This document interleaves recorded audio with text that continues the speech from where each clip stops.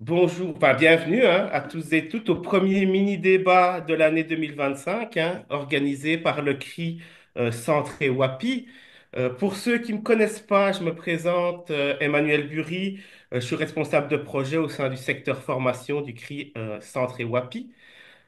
La majorité, je pense, connaissent notre institution, mais je vais faire une brève présentation. Donc, dernièrement, il est vrai qu'on a changé de nom. On se nommait auparavant CEREC et maintenant, le nouveau nom, c'est CRI Centré Wapi, qui reflète un peu mieux notre territoire avec nos deux gros pôles urbains que sont Moucron et La Louvière.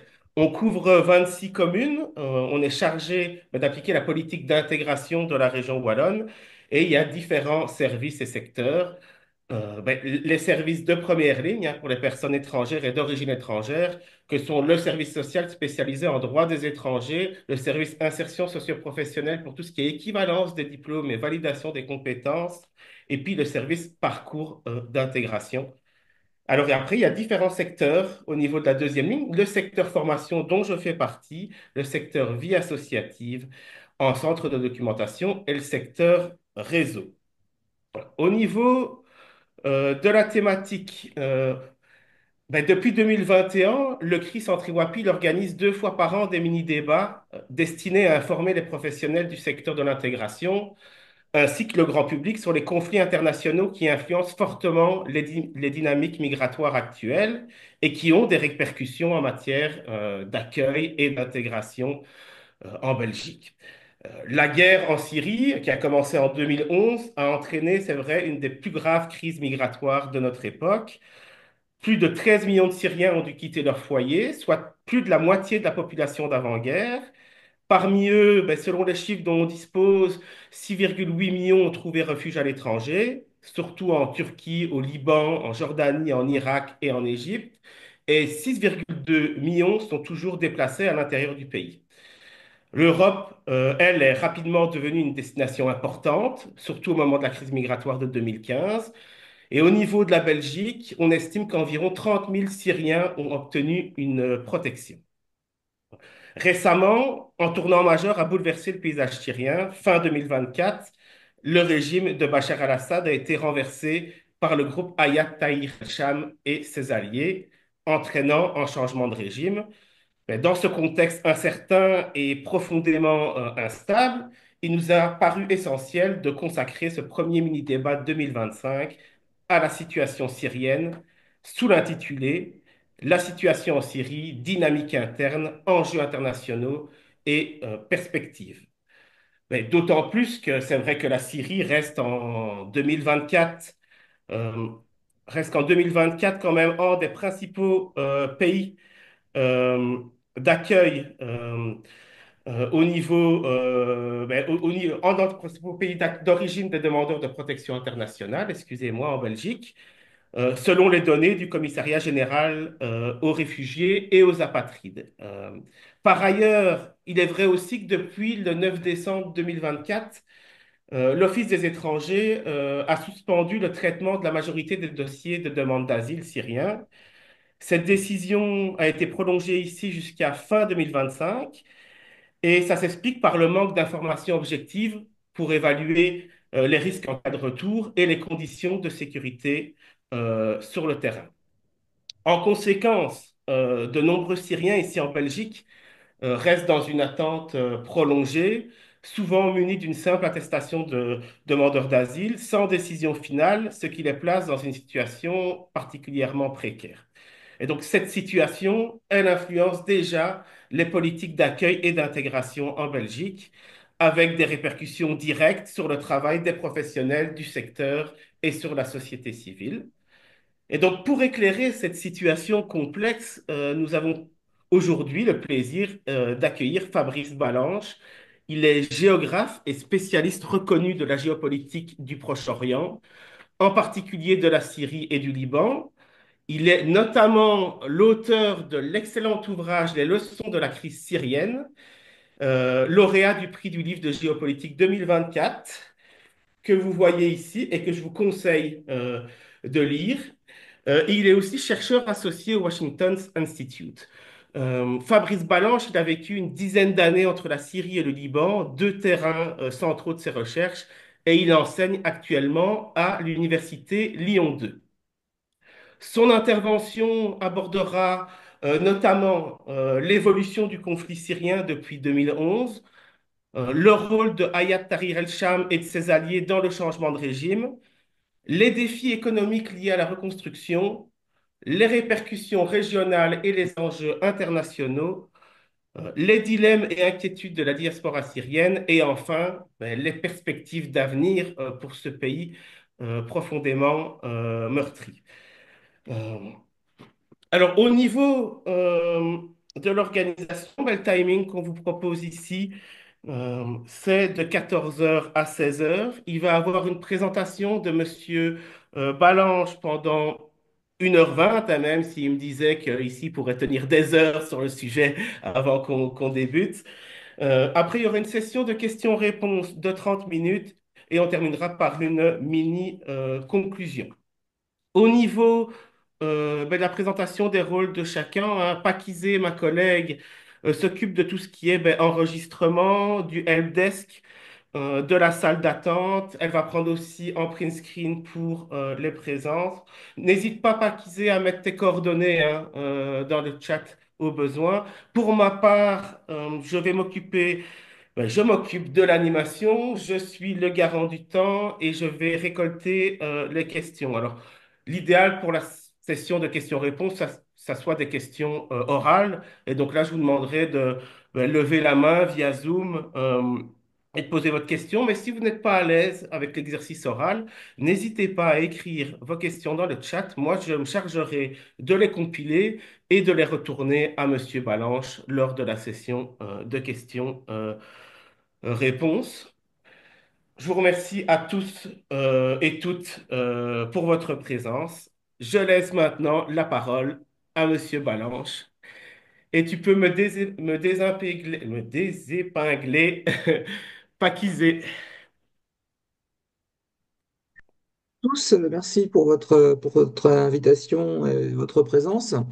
Donc, j'ai intitulé ma conférence La Syrie après Assad, dictature islamiste ou nouvelle Libye.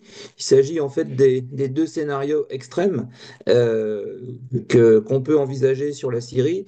Alors, bon, heureusement, en général, les scénarios extrêmes n'arrivent pratiquement jamais. Et je pense que le scénario vers lequel on se dirige en Syrie, évidemment, est entre ces deux extrêmes. La question est de savoir si on sera plus proche, évidemment, de la dictature islamiste ou d'une fragmentation du pays comme la Libye. Mais je vais tout de suite refroidir vos illusions. S'il y a un scénario qui n'arrivera pas, malheureusement, c'est celui d'une Syrie démocratique, stable, où les droits de tous seront respectés. Parce que après 15 ans de guerre civile, après 50 ans de régime bassiste, c'est-à-dire d'une dictature extrêmement féroce, vous n'avez pas en Syrie, si vous voulez, de tradition démocratique, de couches sociales capables, d'une classe moyenne capable de porter ce projet démocratique. Alors, je ne veux pas dire qu'il n'y a pas de démocrates en Syrie, bien sûr, mais si vous voulez, ils ne représentent pas une force, un acteur politique capable de mettre en place ce projet. Et on va le voir, hein, je vais vous décrire un petit peu le nouveau pouvoir. Ce ne sont pas des gens issus de la mouvance Al-Qaïda, même s'ils ont rompu tactiquement en 2016, qui vont mettre en place un projet démocratique en Syrie. Quant aux pays qui les soutiennent, Turquie, Qatar, à moitié l'Arabie Saoudite aujourd'hui, c'est pas dans leur projet non plus de voir émerger une Syrie démocratique, hein, parce que déjà, ce serait contre-productif pour leur propre modèle politique. Euh, et puis quant aux Occidentaux, bon, ils n'ont pas assez de leviers pour pouvoir imposer finalement leur vue. À la limite, on a vu Chara qui est venu en France donc hier. On peut juste essayer de limiter les dégâts, hein, c'est à peu près tout. Bien. Alors, le 7 décembre, le régime de Bachar el-Assad est tombé comme un fruit mûr. Mais il ne s'est pas écroulé en 12 jours, comme on l'a dit dans les médias. Il s'est écroulé après 13 ans, 13-14 ans de guerre civile, qui ont sapé évidemment les bases de son régime progressivement. Et à la fin, il est tombé comme un fruit mûr, évidemment, en une douzaine de jours. Mais c'est quand même un long processus.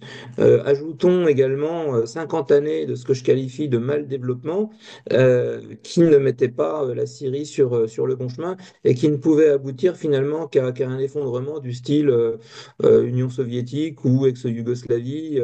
Bon, c'était plutôt ça qui allait arriver. Bon, tout ça, je l'explique évidemment en détail dans mon ouvrage, les leçons de la crise syrienne. Là, vous avez donc une carte de la Ex- Syrie Excusez-moi, actuelle. Monsieur Balanche, on ne voit Oui, pas votre PowerPoint. allons bon. Bon. Je me Alors, il y a un permets, s'il vous souci plaît. parce que je l'avais partagé pourtant. Oui, mais on a dû le départager forcément pour que je Ah, puisse d'accord. Donc, présenter on va le et remettre. introduire. Faites bien de me le dire Oui, parce que sinon, voilà. j'allais parler dans le vide pendant. Voilà. Bon, vous le voyez cette fois?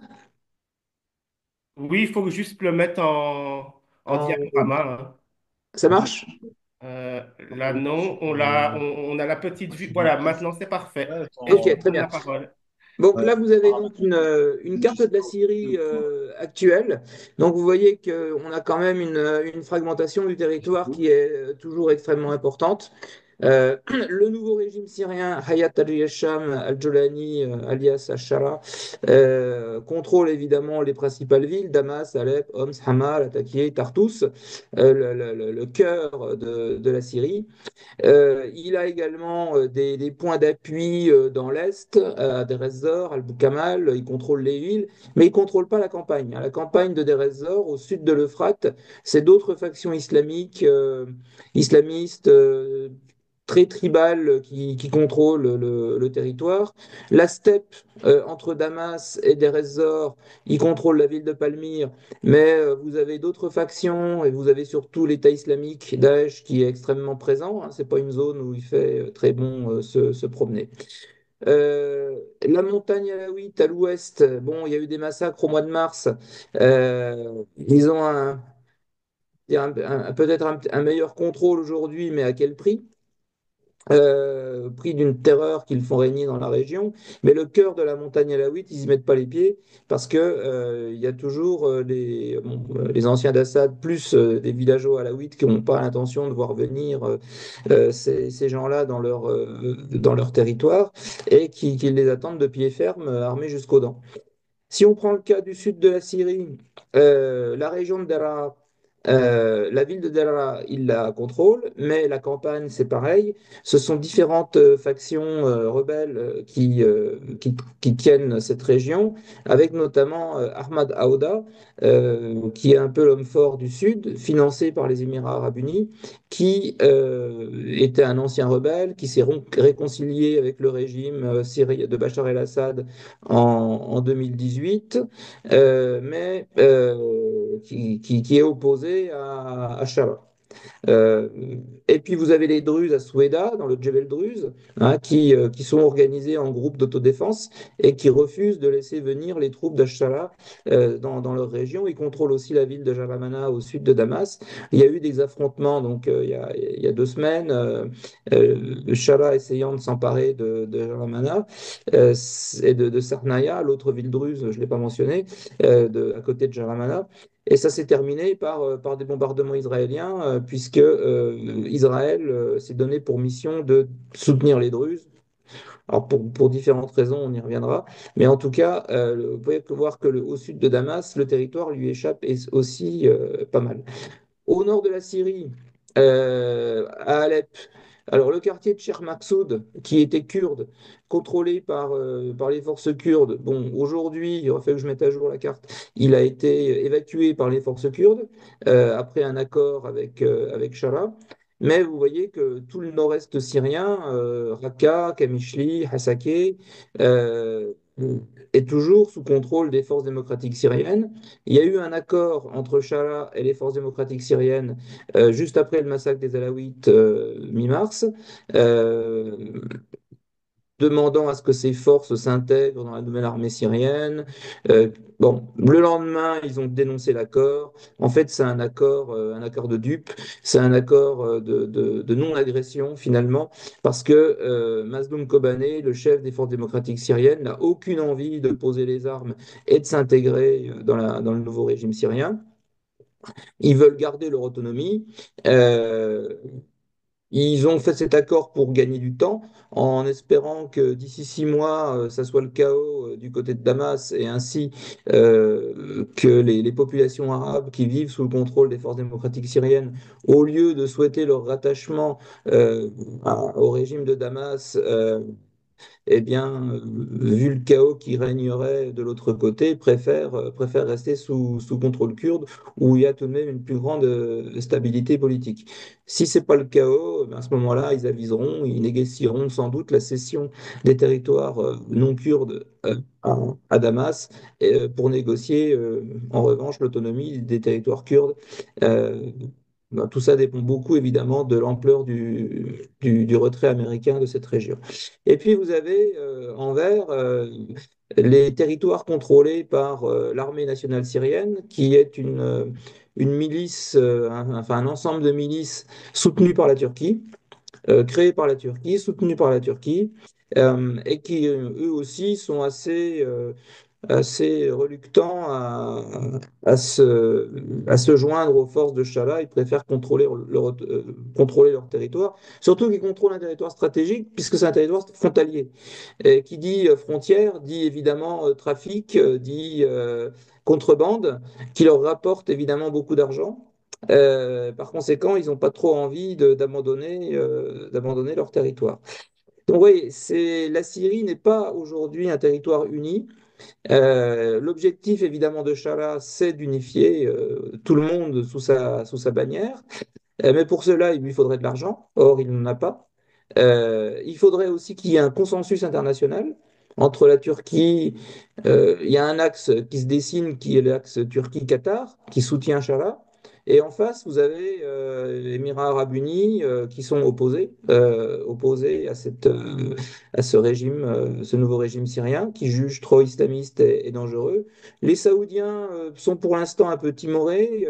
Ils essaient de récupérer Chara de leur côté pour ne pas laisser la Syrie redevenir une province ottomane, mais d'un autre côté, ils s'en méfient énormément. Et puis, bah, vous avez Israël pour qui une Syrie sunnite forte, une république islamique syrienne sur le modèle de l'Iran, mais versus sunnite, constitue un danger pour sa sécurité.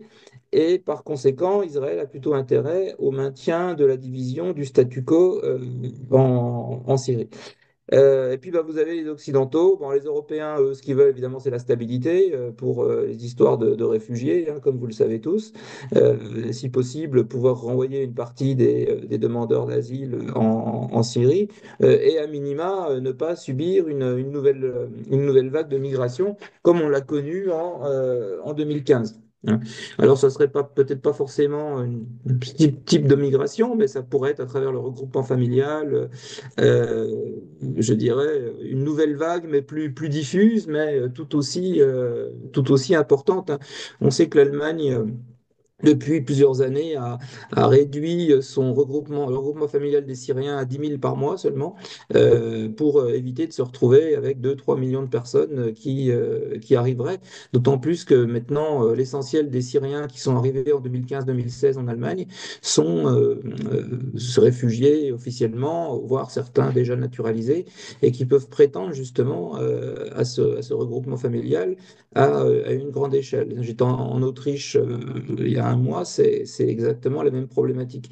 Ce qui est intéressant, c'est que c'est des pays comme l'Autriche, justement, euh, qui ont des gouvernements pourtant enfin, voilà, très, très conservateurs, euh, et qui pourraient être justement les plus opposés à ce nouveau régime syrien qui est quand même très, très islamiste, qui finalement pousse le plus vers une réconciliation, enfin une réhabilitation, une habilitation, c'est pas une réhabilitation, une habilitation du nouveau régime syrien pour des raisons migratoires. Voilà. Parce que sur le plan idéologique, ils sont quand même très opposés. Bon, voilà un petit peu vous brosser le tableau de la Syrie aujourd'hui.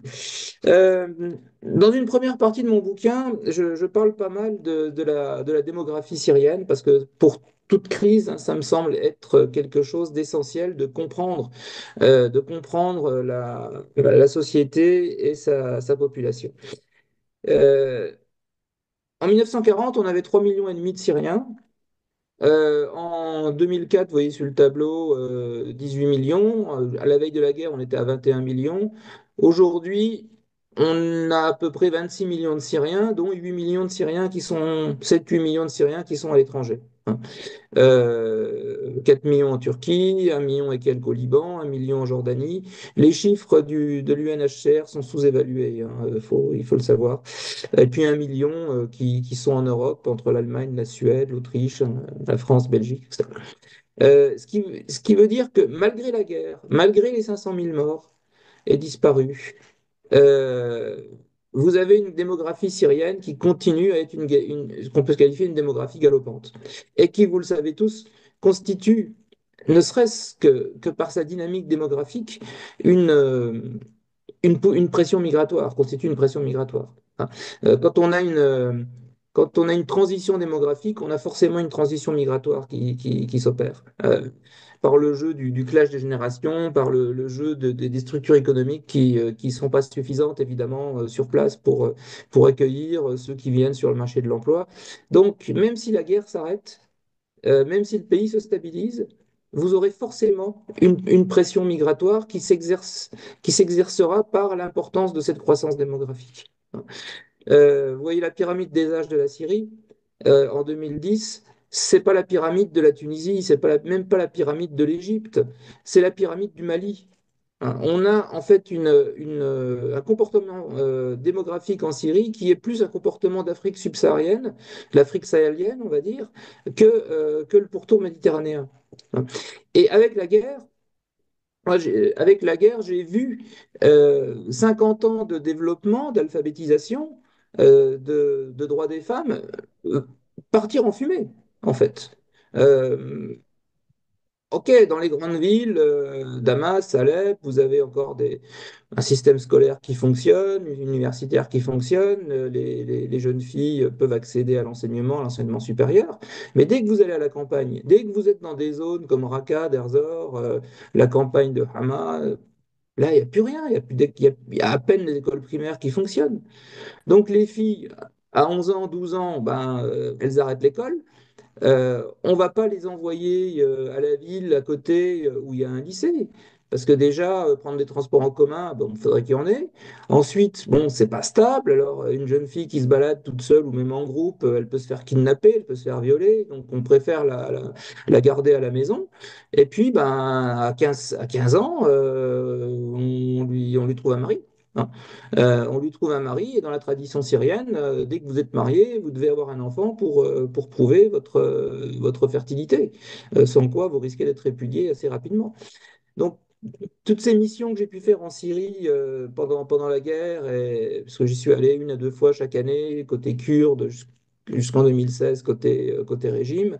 Ensuite, j'ai plus eu de visa, donc j'allais côté kurde, dans l'Est. Et j'ai vu des femmes qui, à 20 ans, avaient déjà trois enfants. Euh, bon. Donc, vous avez une marmaille, mais partout. Hein. C'est assez épouvantable. Euh, donc il faut s'attendre toujours à une pression migratoire en provenance de ce pays, du simple fait de la croissance naturelle et de la destruction, si vous voulez, des conditions de développement, notamment éducatives, qui avaient fait que ben, les filles allaient finalement minimum jusqu'au bac, 18 ans, rentraient dans l'enseignement supérieur et donc avaient un taux de fécondité qui était beaucoup plus faible. Euh, Bon, quand on regarde la carte de la Syrie qui est à côté, on voit que c'est un pays qui est extrêmement divisé sur le plan ethnico-confessionnel. Euh, bon, vous avez un noyau central qui est le noyau arabe sunnite, qui représente à peu près 65% de la population. Euh, les Kurdes, une douzaine de pourcents dans le nord. Mais aussi vous avez les quartiers kurdes à Damas, à Alep, dans les grandes villes. Les Alaouites sur la côte en jaune, avec des quelques taches dans l'intérieur, à peu près 10% de la population. Mais vous avez aussi bon, des quartiers alaouites, essentiellement à Damas et à Homs, hein. Euh, Quelques petites taches chrétiennes qui restent. Mais alors là, c'est plutôt des villages et des villes fossiles aujourd'hui, parce que les chrétiens qui étaient 1 200 000 avant la guerre, aujourd'hui, ils sont plus que 200 000, et les populations extrêmement âgées, euh, les jeunes étant partis, ils continuent à partir. Ils étaient 5% de la population à la guerre, aujourd'hui, ils sont peut-être plus que 1%. Puis vous avez 1% d'Ismaéliens, surtout autour de Salamieh.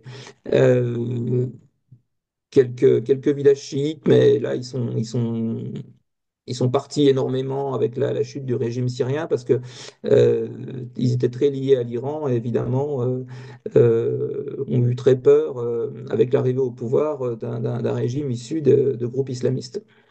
Euh, cette carte de la Syrie, il faudrait la compléter avec une carte des tribus, parce que je vous dis que l'élément arabe sunnite est dominant, 65% de la population, vous rajoutez les divisions tribales, là on n'a plus d'unité, hein.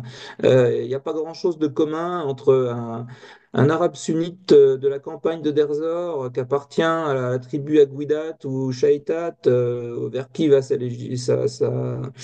loyauté, par rapport évidemment à des classes moyennes sunnites de Damas beaucoup plus séculières et détribalisées évidemment, hein. C'est difficile de catégoriser les gens en Syrie, hein, de classer les gens en Syrie, parce que vous avez une multitude de couches d'appartenance sociale, communautaire, ethnique, tribale. Quand on dit que la Syrie est une mosaïque, c'est vrai, hein, c'est vraiment une mosaïque. Parce qu'on n'a pas de sentiment d'unité nationale en Syrie. C'est un État-territoire, c'est pas un État-nation. Alors, il peut y avoir aujourd'hui une tentative de construction nationale avec les sunnites qui ont pris le pouvoir finalement et Charla qui peut avoir un projet national sunnite islamique, évidemment, pour la Syrie.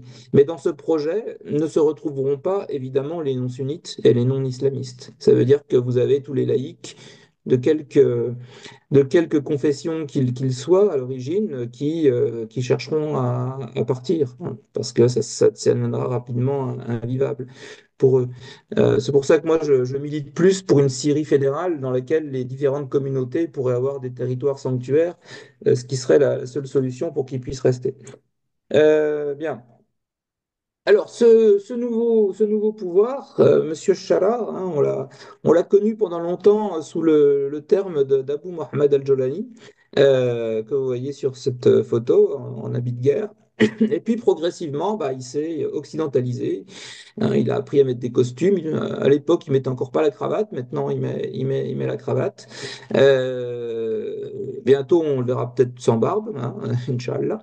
Ça sera vraiment le summum de son occidentalisation. Il serrera peut-être la main aux femmes ministres qui viennent le voir aussi. Mais bon, tout ça, ça participe d'une volonté d'avoir une légitimité internationale, de se montrer sous un meilleur jour que sur celui d'un djihadiste membre d'Al-Qaïda. Il est aidé en cela par un cabinet conseil britannique euh, et par évidemment des conseillers qataris fournis par Al Jazeera et tout un réseau de communicants à l'échelle mondiale, enfin, notamment à l'échelle occidentale, qui essaie de le réhabiliter, hein. Parce que quand vous bénéficié d'un cabinet de communication, euh, on vous donne des éléments de langage, on vous apprend comment dire, à mettre une belle cravate qui aille avec votre costume, mais vous bénéficiez aussi d'un réseau d'influence, de lobbying, évidemment, à, au travers, euh, au travers des relais médiatiques et lobbyistes en France, enfin, en Belgique, à Bruxelles et puis aux États-Unis. Euh, En 2016, il a officiellement rompu avec Al-Qaïda. Lorsque le Front al-Nosra est devenu Hayat al-Sham, un mouvement de libération du Levant, Mais il a rompu à l'époque tactiquement, hein, pas idéologiquement. Idéologiquement, il reste un radical. D'ailleurs, il y a un rapport des services de renseignement américains là, qui est sorti cette semaine qui explique bien qu'il n'a absolument pas renié son passé et qui reste un radical. Euh, donc, on peut évidemment légitimement avoir quelques doutes hein, sur sa soi-disant déradicalisation. Euh, et moi, je partage évidemment ces doutes. Je suis plus que sceptique quant au personnage, qui est très doué pour la dissimulation, pour la tech IA, parce qu'aujourd'hui, il a besoin d'une levée des sanctions, il a besoin d'argent pour euh, installer son pouvoir en Syrie, et évidemment, il faut qu'il séduise les Occidentaux et surtout les Américains qui tiennent la clé de la levée des sanctions internationales. Parce que, on se focalise beaucoup sur le personnage, mais il faudrait qu'on regarde un petit peu qui c'est qui l'entoure. Hein. J'étais à Damas donc au mois de janvier, il y avait un rassemblement près de la mosquée des Omeyyades avec ses fidèles. Quand on voit la tête des fidèles, là, on a peur. Par contre, eux, ils se sont pas du tout occidentalisés par les vêtements. Hein. Ils brandissent évidemment l'écharpe de la révolution syrienne, mais ils ont les drapeaux noirs des groupes djihadistes avec eux. Donc, faut faire très attention. Il y a pas que lui aussi. Il y a tous ceux qui l'entourent. À ceux qui l'entourent, c'est des gens qui sont extrêmement radicaux. Euh, bon, pour vous dire un petit peu son parcours, hein, bon, vous l'avez peut-être suivi, en 2003, il va rejoindre l'État islamique en Irak. En 2006, il va être emprisonné dans la prison d'Abu Ghraib, où il va faire la connaissance de tous les cadres de l'État islamique en Irak, dont Abu Bakr al-Baghdadi, qui va être ensuite le calife de Daesh. Hein, la prison, c'est malheureusement un incubateur pour islamistes et pour djihadistes. 2008, il est libéré pour bonne conduite. Alors là, il y a un truc qui est un peu bizarre. Il y a un truc qui est un peu bizarre parce que en 2008, il aurait été remis aux autorités syriennes. Et il aurait été à Sinaïa. Et il en serait ressorti. Alors ça, c'est des infos que j'ai eues de la part d'un avocat allemand qui justement travaille sur le dossier pour le compte du gouvernement allemand euh, et que j'ai rencontré à Vienne lors d'une conférence le mois dernier sur l'avenir de la Syrie. Donc là, il y a une espèce de zone d'ombre parce que c'est vrai que après sa sortie d'Abu Ghraib, on l'a vu réapparaître au Liban. euh, Passant par la Syrie. Alors, est-ce que ce type est un agent, a été manipulé par les mukhabarat syriens? Est-ce qu'il a joué double jeu avec les services de renseignement syriens, disant qu'il allait infiltrer un groupe islamique? Enfin, il y a quelque chose de pas clair quand même hein, dans son parcours. Peut-être qu'on en saura plus dans le futur. Euh, 2008, il rejoint de nouveau l'Irak où il va être nommé chef des opérations militaires dans la province de Mossoul par Abu Bakr al-Baghdadi, donc le chef de l'État islamique en Irak, et il va se faire une spécialité de convaincre des jeunes combattants de commettre des attentats suicides.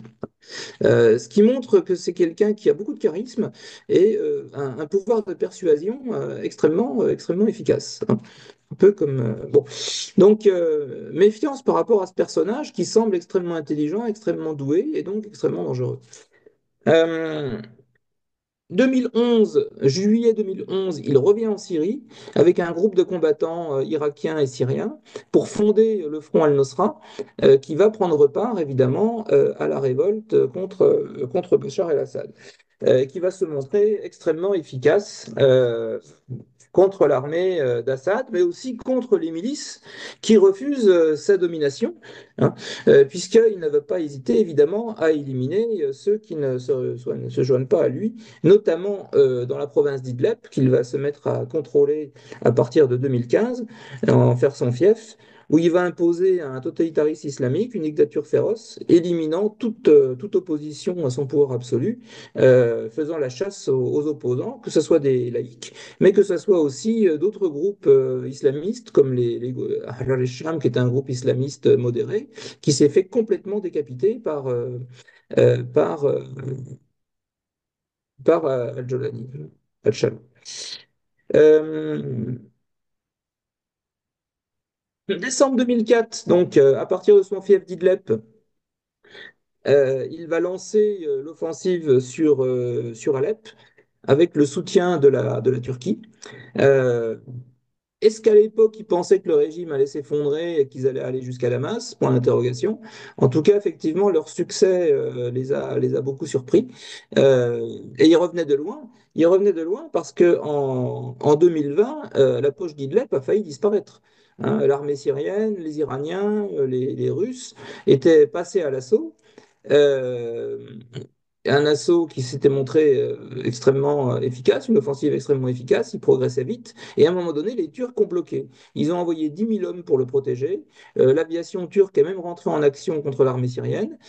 Ça a donné lieu à une explication assez musclée entre Poutine et, Chara- et Erdogan à Moscou à l'époque. Bon, conséquence, c'est que quand même les Russes ont donc arrêté l'offensive, permettant à Chala de rester dans son sanctuaire. Et ça a été l'erreur parce que du régime syrien, ils se sont dit qu'ils allaient reprendre l'offensive un peu plus tard. Un peu plus tard, il y a eu le Covid.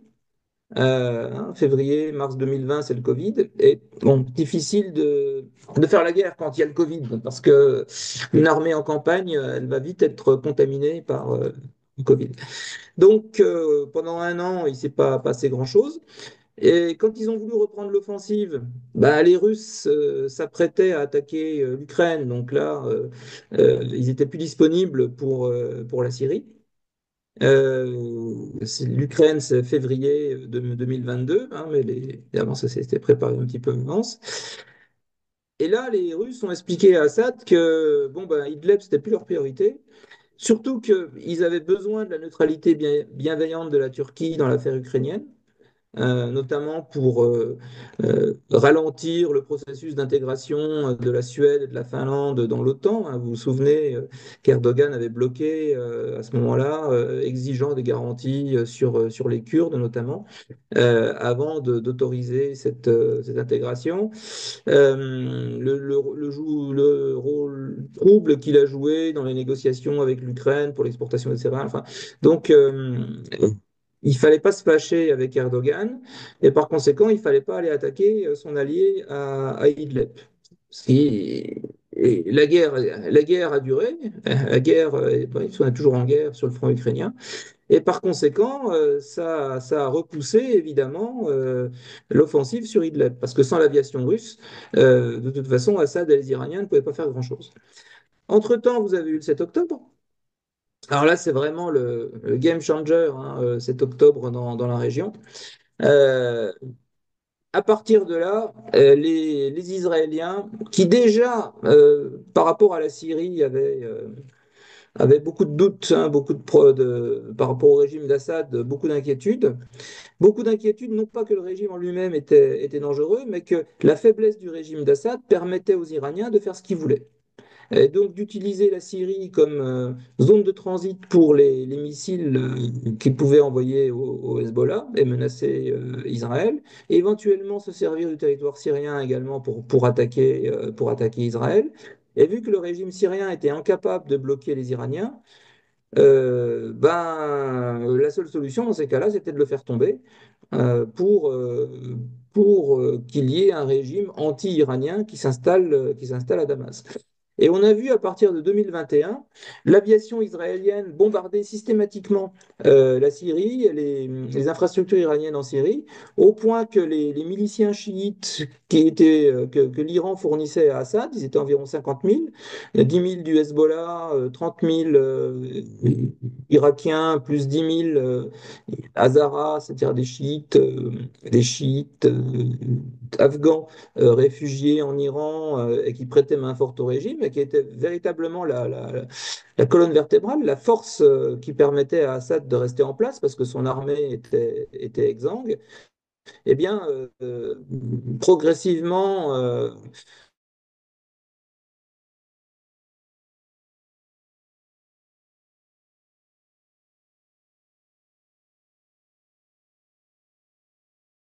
le Hezbollah, évidemment, a quitté la Syrie.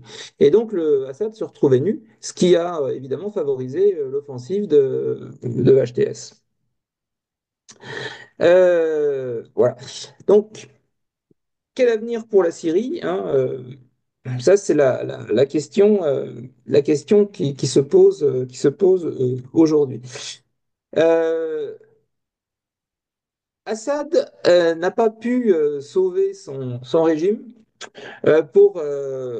pour différentes raisons. Bon, déjà, à un moment donné, enfin, euh, il a gagné militairement, effectivement, en 2018, hein, quand vous voyez la carte de la Syrie, novembre 2024, bon, bah, il contrôle les deux tiers du territoire, les grandes villes, les Kurdes sont pas tellement dangereux, ils ne cherchent pas à prendre le pouvoir à Damas, les rebelles pro-turcs, ils sont plutôt là dans un conflit avec les Kurdes que pour faire tomber Assad. Et en revanche, les gens qui sont dangereux, c'est HTS à Idlib. Hein. Mais pour les raisons que je vous ai évoquées, c'était impossible de passer à l'offensive. Donc, pourquoi il est tombé aussi rapidement? Eh bien, parce que il a, il avait déjà une armée qui n'était plus, qui n'était plus en état de se battre. Hein. L'armée syrienne reposait essentiellement sur les Alaouites. Alaouites qui sont morts en masse pendant la guerre. Il y a un homme sur quatre, entre 20 et 45 ans, qui est mort. Un autre sur quatre qui est grièvement blessé. Les jeunes Alaouites n'avaient plus envie de mourir pour défendre un régime qui était devenu complètement pourri à la fin. Même ceux qui le soutenaient en 2011-2012, hein, quand je suis reparti en Syrie, donc en janvier, j'ai fait mes enquêtes, ils ne pouvaient plus supporter le régime. Il était rentré dans une spirale de prédation absolument incroyable. Et moins Bachar el-Assad que sa femme. Hein. Euh, Asma, la fameuse Rose de Damas, c'était une mafieuse de première catégorie. Elle avait un bureau au palais, un bureau économique au palais. Elle envoyait ses sbires racketter les commerçants, les industriels. Et si vous refusiez de payer, vous étiez mis en prison jusqu'à ce que vous lâchiez les millions. C'était absolument incroyable. J'ai un ami syrien qui avait monté une petite usine de lait en poudre en 2018. Donc, c'était un sunnite. Et lui, bah, il aime bien l'ordre, il aime bien la stabilité. Donc, euh, il était, enfin, pour le régime, en tout cas, il était pour la stabilité. Donc, le régime ne le dérangeait pas. Il n'a jamais été dans l'opposition.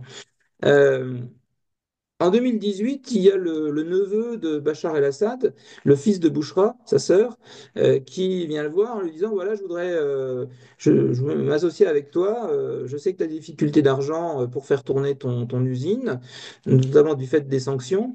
Euh, Moi, j'ai une filiale à Dubaï, donc je peux importer de la poudre de lait, on pourra la mettre en paquet en Syrie, et voilà. Bon, alors l'ami Yahya avait pas trop le choix. Effectivement, son usine ne tournait pas parce qu'il n'avait pas l'argent, il n'avait pas les connexions à l'étranger. Et il a donc accepté de lui céder 51% des parts de l'usine. Seulement, l'autre l'a jamais payé. Et il s'est emparé ainsi de son usine pour 0 livre syrienne. Bon, euh, usine qu'il a fait travailler, évidemment, parce que lui, il avait les moyens, il avait les connexions. Euh, et voilà, tout le nombre d'histoires que j'ai pu entendre, qu'on a pu de me parler, Maher el-Assad, outre le trafic de drogue, la quatrième division qu'il commandait, qui était normalement une division d'élite, elle était disposée sur les routes, non pas pour la sécurité, mais pour le racket. Hein, ces hommes passaient leur temps à racketter la population. La moindre activité était rackettée, mais vraiment d'une façon incroyable. Ils étaient rentrés dans une spirale de prédation tout azimut. Est-ce qu'ils sentaient qu'ils allaient tomber et qu'il valait mieux se remplir les poches pour pouvoir profiter d'un exil doré à l'étranger? Point d'interrogation. Est-ce qu'ils se sentaient tellement sûrs de garder le pouvoir qu'ils pouvaient se permettre n'importe quoi? Et c'est vrai que, en fait, Bachar el-Assad pensait qu'il était indispensable.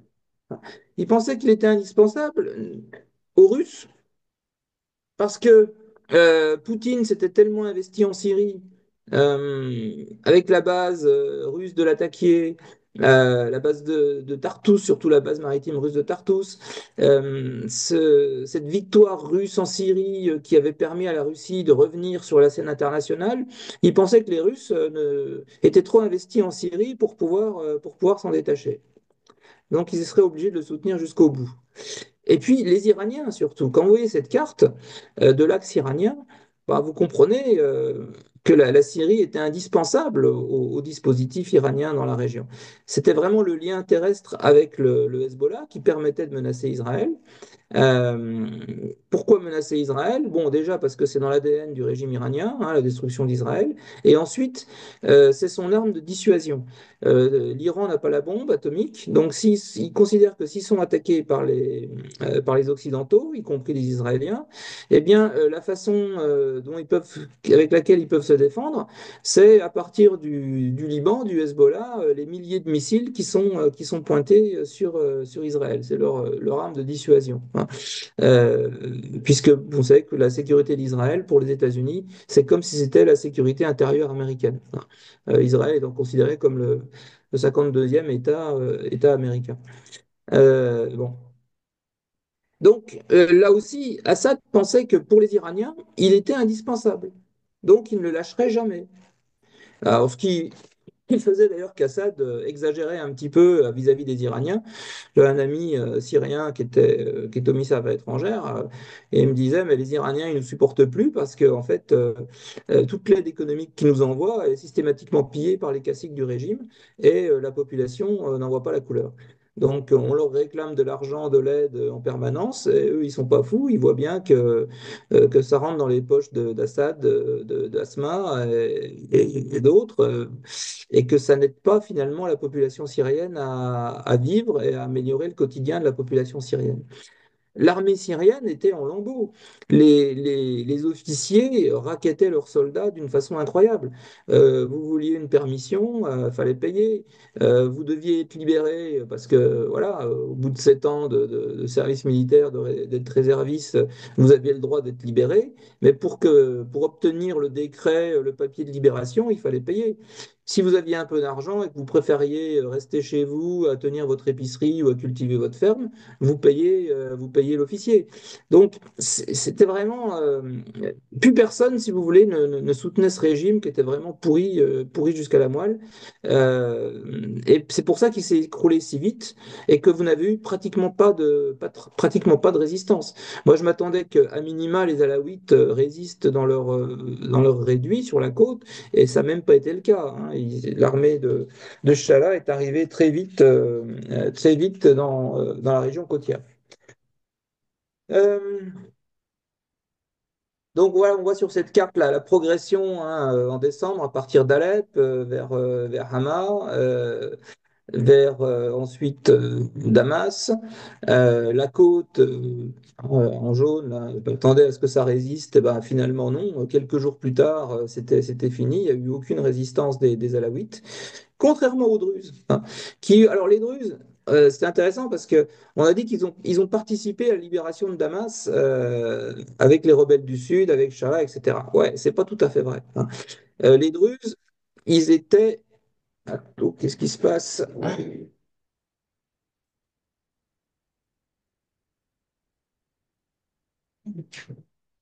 C'est bon. Excusez-moi, j'ai un problème de batterie.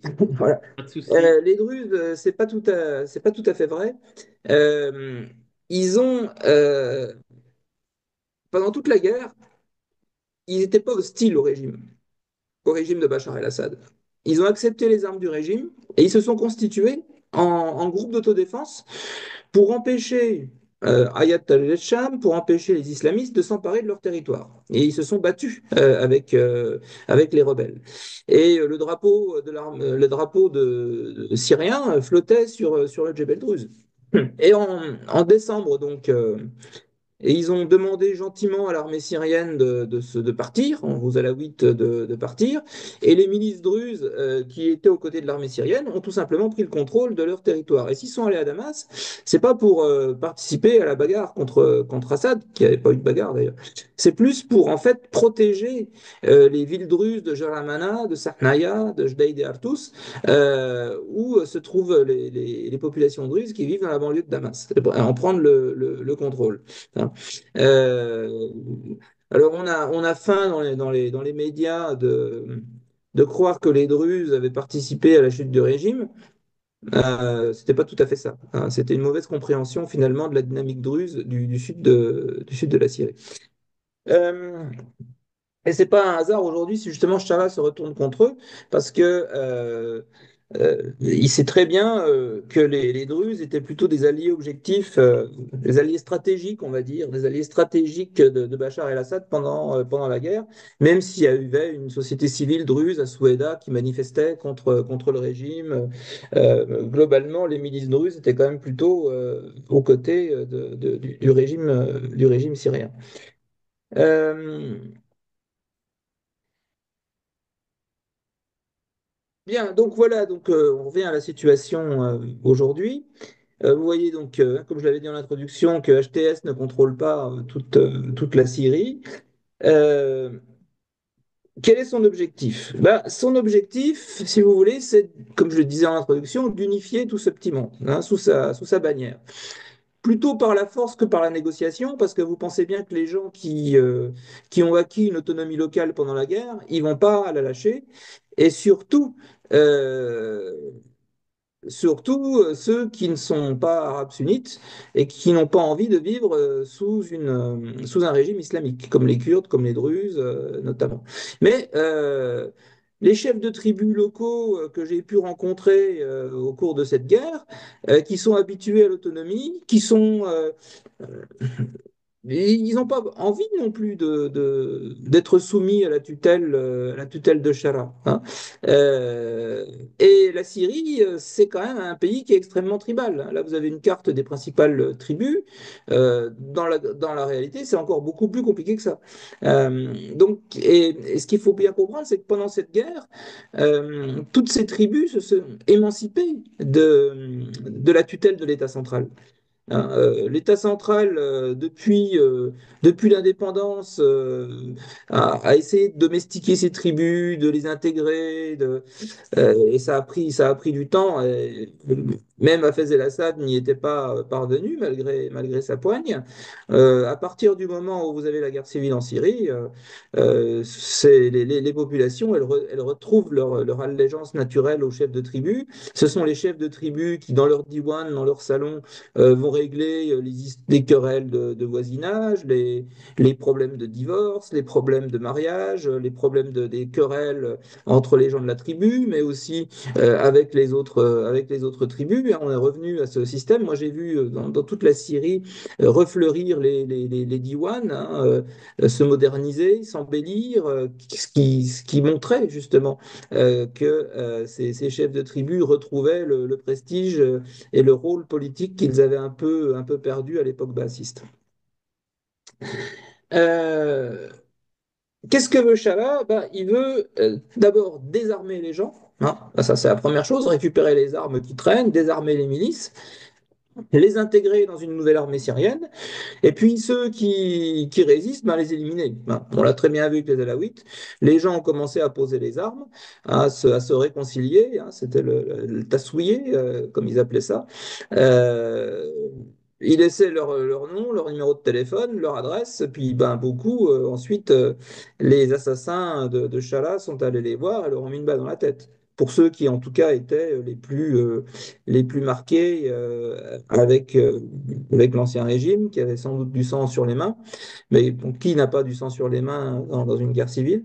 Euh, et d'autres, par contre, n'ont jamais déposé leurs armes et ont pris le maquis et vendront chèrement leur peau parce qu'ils n'ont pas beaucoup d'illusions sur le sort qui leur sera réservé s'ils tombent entre les mains de Chala. Donc c'est pas gagné.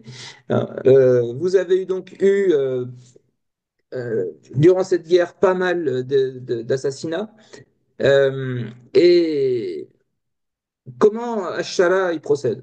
Euh, il a, il a tiré profit des erreurs de l'État islamique. Hein, vous savez, à Raqqa, l'État islamique, tous les vendredis, il décapitait en public, il médiatisait les décapitations. Hein, il y a un endroit qui s'appelait le carrefour des têtes coupées. Bon, euh, lui, Shara, il assassinait, mais sans revendication. Hein. Là, vous avez par exemple un monsieur qui s'appelle Raed Fares, qui est mort en 2018, assassiné. Il est de Kafr Nobel, c'est un village au sud d'Idleb, un activiste des droits de l'homme, un vrai, un démocrate. Il avait monté une radio libre avec des fonds européens. Il diffusait de la musique sur sa radio, des informations, enfin voilà, c'était un des rares activistes démocrates, laïcs que vous pouviez trouver en Syrie. Dans un premier temps, les gens de Shara l'ont mis en prison parce que sur sa radio, évidemment, il diffusait de la musique, donc ça allait pas. Euh, sous pression européenne, internationale, il a été libéré. Et puis, 2, 3 mois plus tard, on l'a retrouvé assassiné par des hommes en noir, aucune revendication, voilà. C'était les hommes de Chara. Hein. C'est comme ça qu'ils procèdent. Hein. C'est comme ça qu'ils procèdent, discrètement, pas de vidéo, pas de publicité, et pas de revendication. Tout le monde, de toute façon, en Syrie, sait ce qui se passe. Hein. Sait qui est derrière. L'important, c'est qu'il n'y ait pas de preuves pour que le régime ne soit pas incriminé. Et c'est la même chose, ça a été la même chose avec les massacres des Alaouites. Alors, on a dit, les massacres des Alaouites, que ça a commencé le 6 mars, que les forces de sécurité du régime de Chara sont tombées dans des embuscades faites par des pro-Assad dans la région de Jablé, au sud de Latakia. En fait, ça n'a pas commencé. Il s'en est suivi, évidemment, une répression et des exactions malheureuses faites par des groupes irréguliers. En fait, ça s'est pas vraiment passé comme ça. Ça a commencé le 4 mars. Le 4 mars, j'ai des amis dans un quartier alaouite de Latakia, qui s'appelle Datour Besnada, qui m'appellent complètement affolés. J'entendais au téléphone les tirs d'armes lourdes. Ils étaient attaqués par les forces de Chara à l'arme lourde. Le quartier, un quartier populaire, cerné, ils les bombardaient à l'arme lourde. Euh, Ils ont ensuite envoyé des colonnes de pick-up dans le quartier, ils ont rafalé les maisons, ils ont défoncé les portes, ils ont arrêté du monde, ils les ont tués. Enfin, j'ai vu des vidéos avec des cadavres dans les pick-up qui sortaient du quartier. Les gens ont vraiment été terrorisés, ils n'ont pas compris ce qui leur arrivait. Les slogans, c'était Khanzir, Kelb, vous êtes des porcs, vous êtes des chiens, on va tous vous tuer, les Alaouites, etc. Euh, C'était les hommes de Chara qui avaient fait ça. Ah, c'était très clair, c'était les hommes de Chara. Le lendemain, le 5, ils vont aller bombarder un village à la 8 dans la montagne qui s'appelle Dalié, qui se trouve à l'est de Bagnas, qui est un village sacré. Hein. Vous avez une centaine de mausolées. C'est un lieu de spiritualité alaouite. Vous avez beaucoup de chers qui sont enterrés et les gens vont en pèlerinage dans ce village de Dalié. C'est pas un village de militaires. C'est pas comme Kardaha, fief de la famille Assad, vous avez des officiers. Non, c'est un village de religieux. Et là, c'était vraiment une attaque directe contre la religion alaouite considérés par Chara et ses hommes comme des hérétiques. Le 6, vous avez les colonnes de Chala qui commencent à arriver d'un peu partout pour rentrer dans la montagne. Donc effectivement, certaines sont tombées dans des embuscades. Parce que les Alaouites, vu ce qui s'était passé les jours précédents, n'allaient pas évidemment se laisser faire. Et là, ça a été le massacre qui a commencé. J'ai fait une carte des massacres à partir des données de l'OSDH, l'Observatoire syrien des droits de l'homme. Et je me suis aperçu que les plus gros massacres, hein, plus de 100 morts, ils avaient lieu en fait sur le littoral, entre Banias et Latakia. À Banias ville, vous avez eu plusieurs centaines de morts dans le quartier de Koussour. Et puis à l'est de Latakia, le long de l'autoroute qui mène vers Alep. Donc c'est pas au fin fond de la montagne que ça a eu lieu, c'est pas dans des zones reculées que ça a eu lieu. C'est sur le littoral, dans les villes, proches des villes, donc dans des zones qui sont extrêmement bien, euh, comment dire, contrôlées par les forces d'achat. Il a dit que c'était des irréguliers qui étaient venus. Ouais, ça c'est classique. Les forces, comment dire, les forces régulières, si vous voulez, cernent les quartiers, laissent rentrer les irréguliers qui font le sale boulot. On se souvient, Sabra et Shatila, les Israéliens cernent les camps palestiniens et c'est les forces libanaises qui vont massacrer les gens. Les massacres d'Arméniens à Adana en 1909, l'armée ottomane cerne les quartiers et c'est les bachibouzouk, les supplétifs turcs, qui font le sale boulot. Enfin, c'est toujours comme ça que ça se passe, hein. Donc, et là, récemment dans le monde, il y a eu d'excellents papiers faits par Hélène Salon, une très bonne journaliste qui connaît très bien le Moyen-Orient, qui a rapporté des preuves, des vidéos, des témoignages, comme quoi les forces d'Ash-Shara étaient bien responsables des massacres. En fait, qu'est-ce qu'il fait, Shara? D'un côté, il a cette figure, si vous voulez, déradicalisée, moderne, occidentale, pour les capitales européennes, pour la levée des sanctions. Mais à l'intérieur, il montre sa force, il montre sa poigne pour soumettre les gens, hein, en faisant des exemples. Alors, ils ne pouvaient pas frapper les Druzes parce qu'ils sont protégés par Israël. Ils ne peuvent pas frapper les Kurdes parce qu'ils sont protégés par les Américains et ils sont très bien armés. Ben, il reste les Alaouites. Puis de toute façon, bon, les Alaouites, ah, voilà, c'est les anciens d'Assad, donc personne ne va pleurer sur eux. Dès qu'ils se rebellent, on dit que c'est des anciens bassistes, des pro-Assad voilà, qui se révoltent. Ça rappelle exactement ce qui s'est passé en Irak à partir de 2003, lorsque vous avez les Américains qui sont en Irak et surtout les chiites qui prennent le pouvoir et qui vont donc se venger des sunnites, hein, qui étaient, comment dire, pro-Saddam, puisque Saddam Hussein, sunnite, s'appuyait sur la communauté sunnite en Irak. Et ils ont été victimes ensuite, évidemment, de l'inversion de pouvoir au profit des chiites.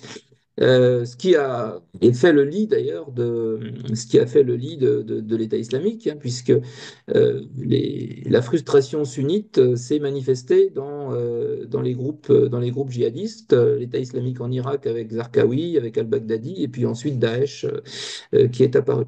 Les Alaouites, c'est différent. Les Alaouites, ils verseront jamais dans le radicalisme religieux.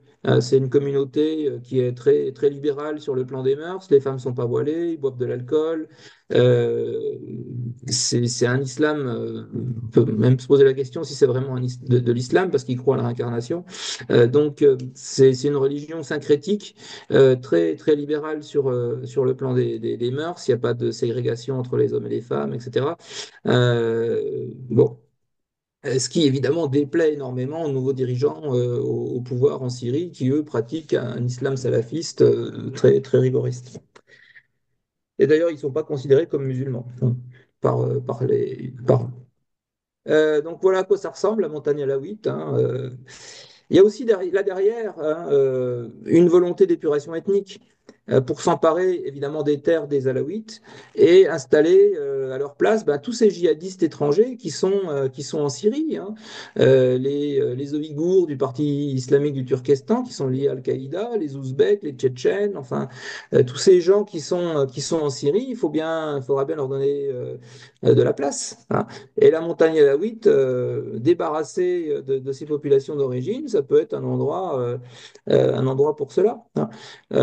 Plus récupération des terres, des oliveraies sur la côte par d'autres. Enfin bon, il y a tous des enjeux de prédation, hein, là derrière, il faut pas l'oublier.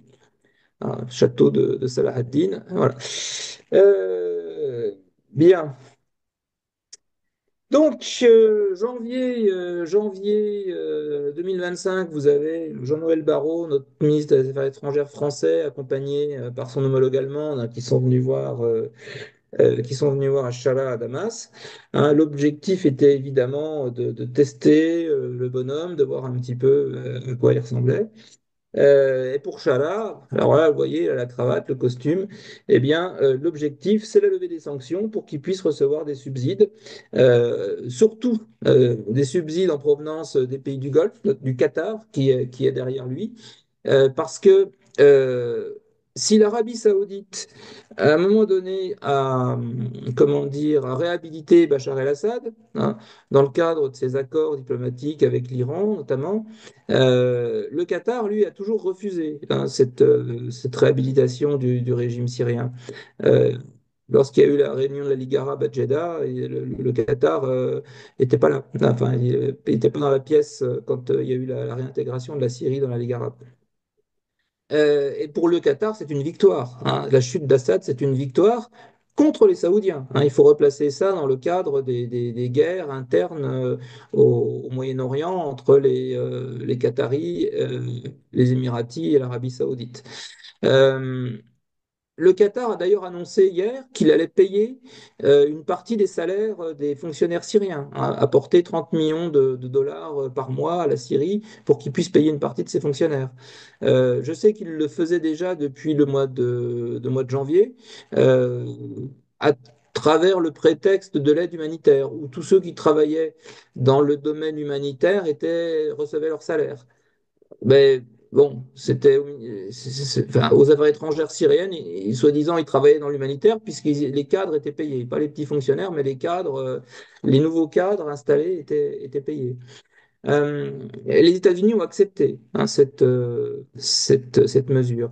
Si Chala est venu à Paris, et si Emmanuel Macron surtout a accepté de le recevoir en grande pompe, bon, on a fait le service minimum, mais pas vraiment en grande pompe, c'est parce que le Qatar pousse la France à lui donner une légitimité internationale, pousse la France à faire pression sur l'Europe pour que les sanctions soient levées, pour que la France aussi essaie de faire l'intermédiaire avec les États-Unis.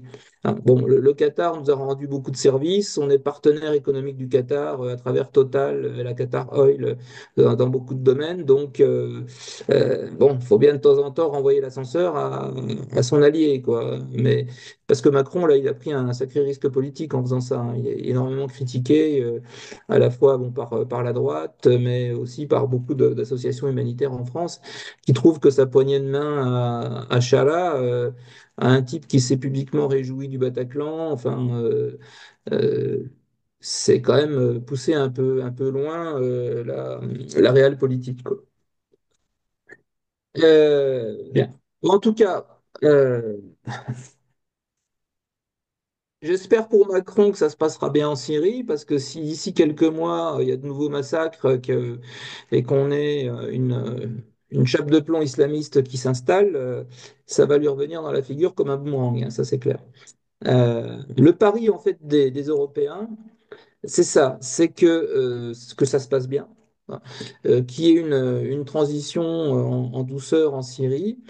Ils pensent qu'un djihadiste, une fois au pouvoir, va naturellement se déradicaliser. De toute façon, comme le disent beaucoup de diplomates, on n'a pas le choix. Il n'y a pas d'autre personne. On n'a pas envie que ça devienne une nouvelle Libye. Bon, pourquoi pas? Après, moi, je leur dis, vous savez, entre la Libye, la nouvelle Libye et puis une dictature islamique, il y a peut-être aussi un autre scénario qui serait le scénario justement d'une Syrie fédérale dans laquelle il y aurait ainsi des contre-pouvoirs au niveau local, des territoires sanctuaires pour les minorités, mais aussi pour d'autres personnes, ce qui éviterait justement une centralisation du pouvoir qui permettrait l'installation de cette République islamique totalitaire. Donc peut-être qu'il y a une autre voie à explorer, mais visiblement, ça n'intéresse pas les Européens qui veulent à tout prix que la Syrie arrête d'envoyer des migrants et ne soit pas un sanctuaire pour les djihadistes capables de frapper l'Europe. Du côté américain, bon, on a l'impression que l'idée, c'est de laisser les clés du pays à la Turquie. On a vu Trump se rapprocher d'Erdogan, le féliciter pour avoir, entre guillemets, réussi son coup en Syrie. Et après tout, si vous arrivez à stabiliser la Syrie, donc pourquoi pas. Mais attention, veillez à ce que la sécurité d'Israël soit respectée.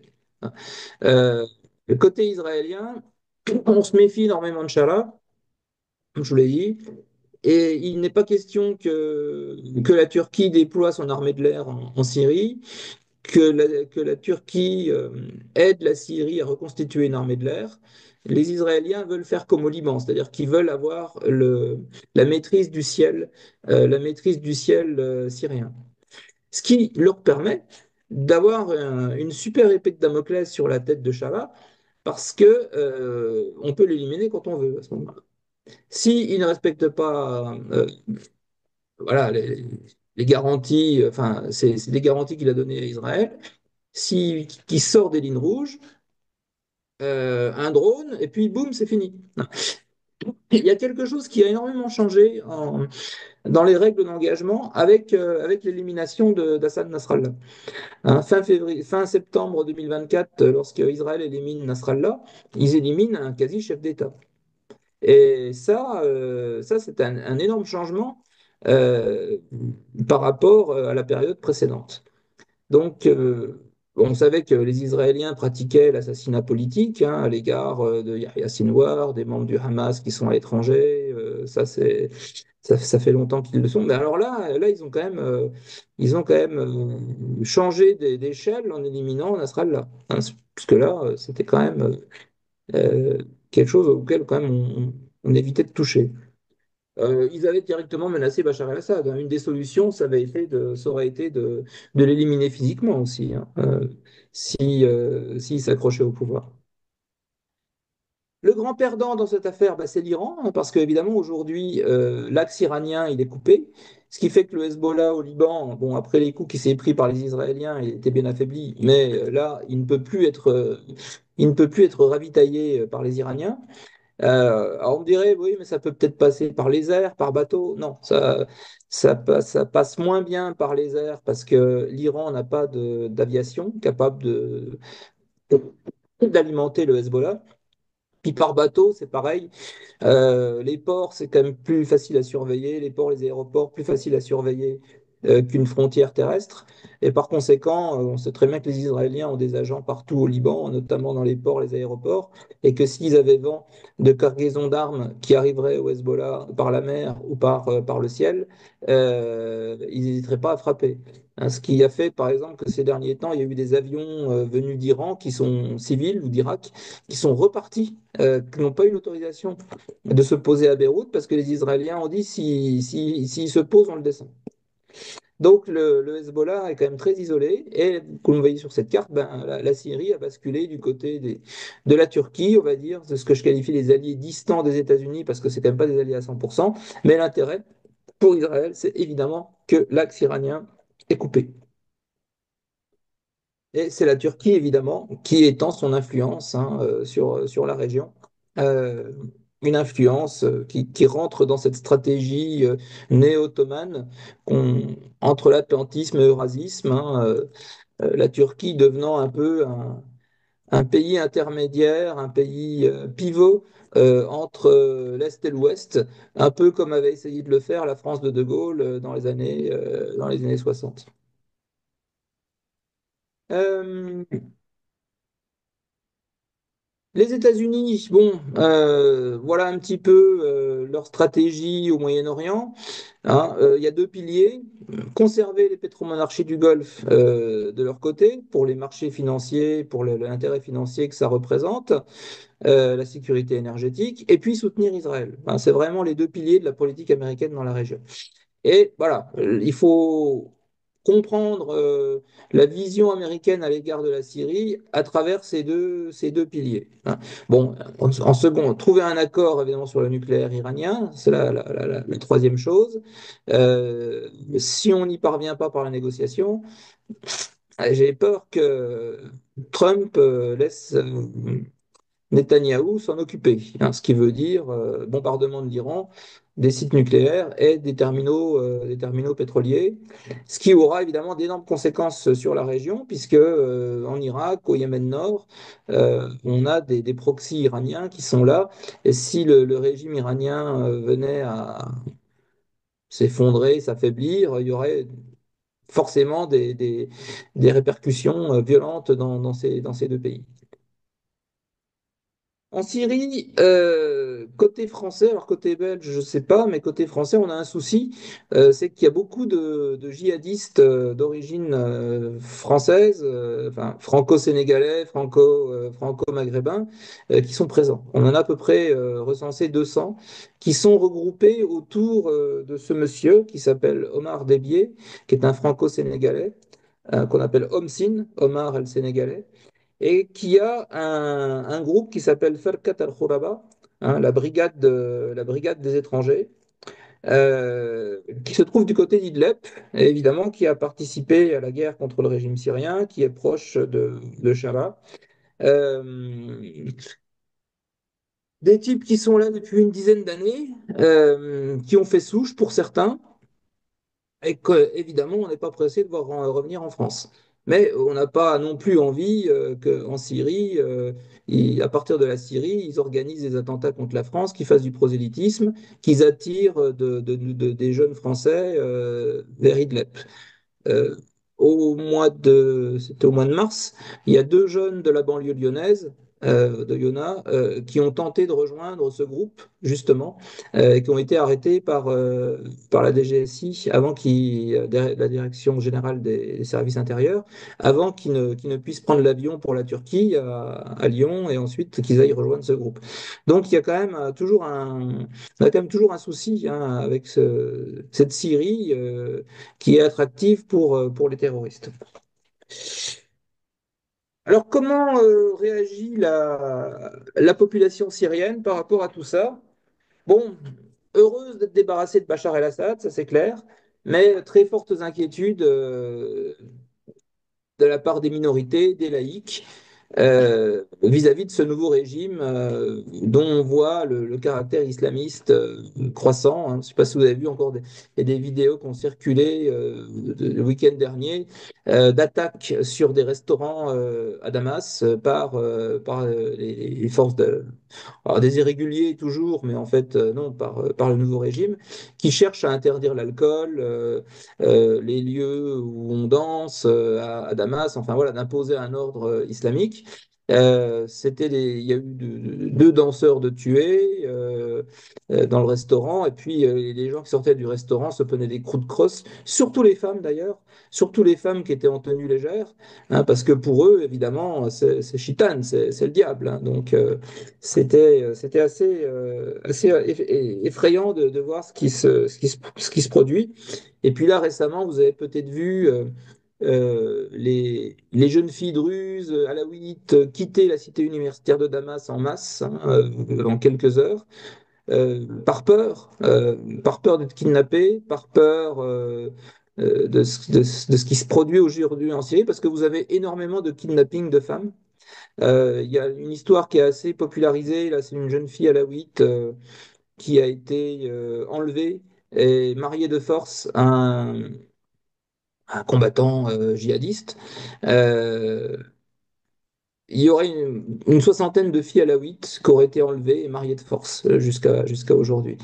Si vous voulez, ce qui s'est produit à l'égard des femmes yézidis par Daesh, euh, Ben, c'est en train de se produire avec les filles alaouites, qui sont communautés sans défense. Eh ben, c'est très facile d'enlever les femmes et de les marier de force. Voilà. Alors, c'est pas aussi massif. Hein, les yézidis, c'était quand ils ont pris le Sinjar et qu'ils ont réduit les femmes en esclavage, etc. Bon, là, ça se passe un peu différemment, mais le résultat, il est le même, en fait. Donc, il y a beaucoup d'inquiétudes quand même de la part de une partie de la société syrienne, ce qui veut dire que les gens cherchent à partir. Hein. Moi, tous les copains alaouites, druzes, chrétiens et les laïcs m'appellent pour me demander quand est-ce que l'ambassade de France elle ouvre pour qu'ils puissent faire une demande de visa d'asile politique. Hein. Donc, il faut s'attendre à une grosse pression de ce côté-là, surtout si les ambassades rouvrent. Alors, du côté français, on, on est assez hypocrite parce qu'on va rouvrir l'ambassade, on va mettre un chargé d'affaires, pas d'ambassadeur, mais on va pas rouvrir la section consulaire pour éviter justement d'être obligé de traiter des dizaines de milliers de demandes de visa qui arriveraient. Enfin, alors les gens doivent aller à Beyrouth pour faire leurs demandes, or c'est extrêmement compliqué. Les Libanais ne laissent pas rentrer comme ça au Liban, il faut payer une taxe de $60, ce qui n'est pas euh, pour toutes les bourses, et puis il faut encore que le régime syrien vous laisse sortir, parce qu'il bloque aussi la sortie des gens. Bon. Sur le plan économique, ben, le pays est complètement à plat. Il vit essentiellement des remises des émigrés, des remises des réfugiés hein, qui sont au Liban, en Turquie, mais aussi en Europe. Alors, évidemment, quand on a un frère, un fils en Europe, on est assuré d'avoir quelques centaines d'euros par mois qui arrivent et qui vous permettent de survivre. J'ai estimé que c'est à peu près 2 à 3 milliards d'euros chaque année que les réfugiés syriens qui sont en Europe envoient à leur famille pour les aider à vivre. Et c'est la principale ressource du pays. Hein. Vous voyez devant les bureaux de change, les bureaux de transfert, de la Hawala, les queues qui n'en finissent pas parce que les gens viennent chercher leur argent tous les mois. La frontière avec la Turquie, la Jordanie et surtout la Turquie est ouverte et donc toutes les marchandises aujourd'hui arrivent de Turquie essentiellement. Il y a pas de pénurie en Syrie hein, de quoi que ce soit. Euh, il y a même moins de pénurie qu'avant. Parce que le marché est complètement libre, il n'y a plus de carte d'alimentation, de prix fixe pour l'essence, pour le pain, c'est complètement libre. Donc, évidemment, ça libère le marché, le commerce, il n'y a pas de pénurie, mais il faut avoir les moyens. C'est-à-dire que le prix du pain a triplé, le prix du gaz a triplé, le prix de l'essence a décuplé. Euh, voilà. Et tout l'appareil industriel est à plat. Il n'a pas repris depuis le mois de décembre parce que comme, bon, déjà, vous avez, allez, 1 à 2 heures d'électricité par jour.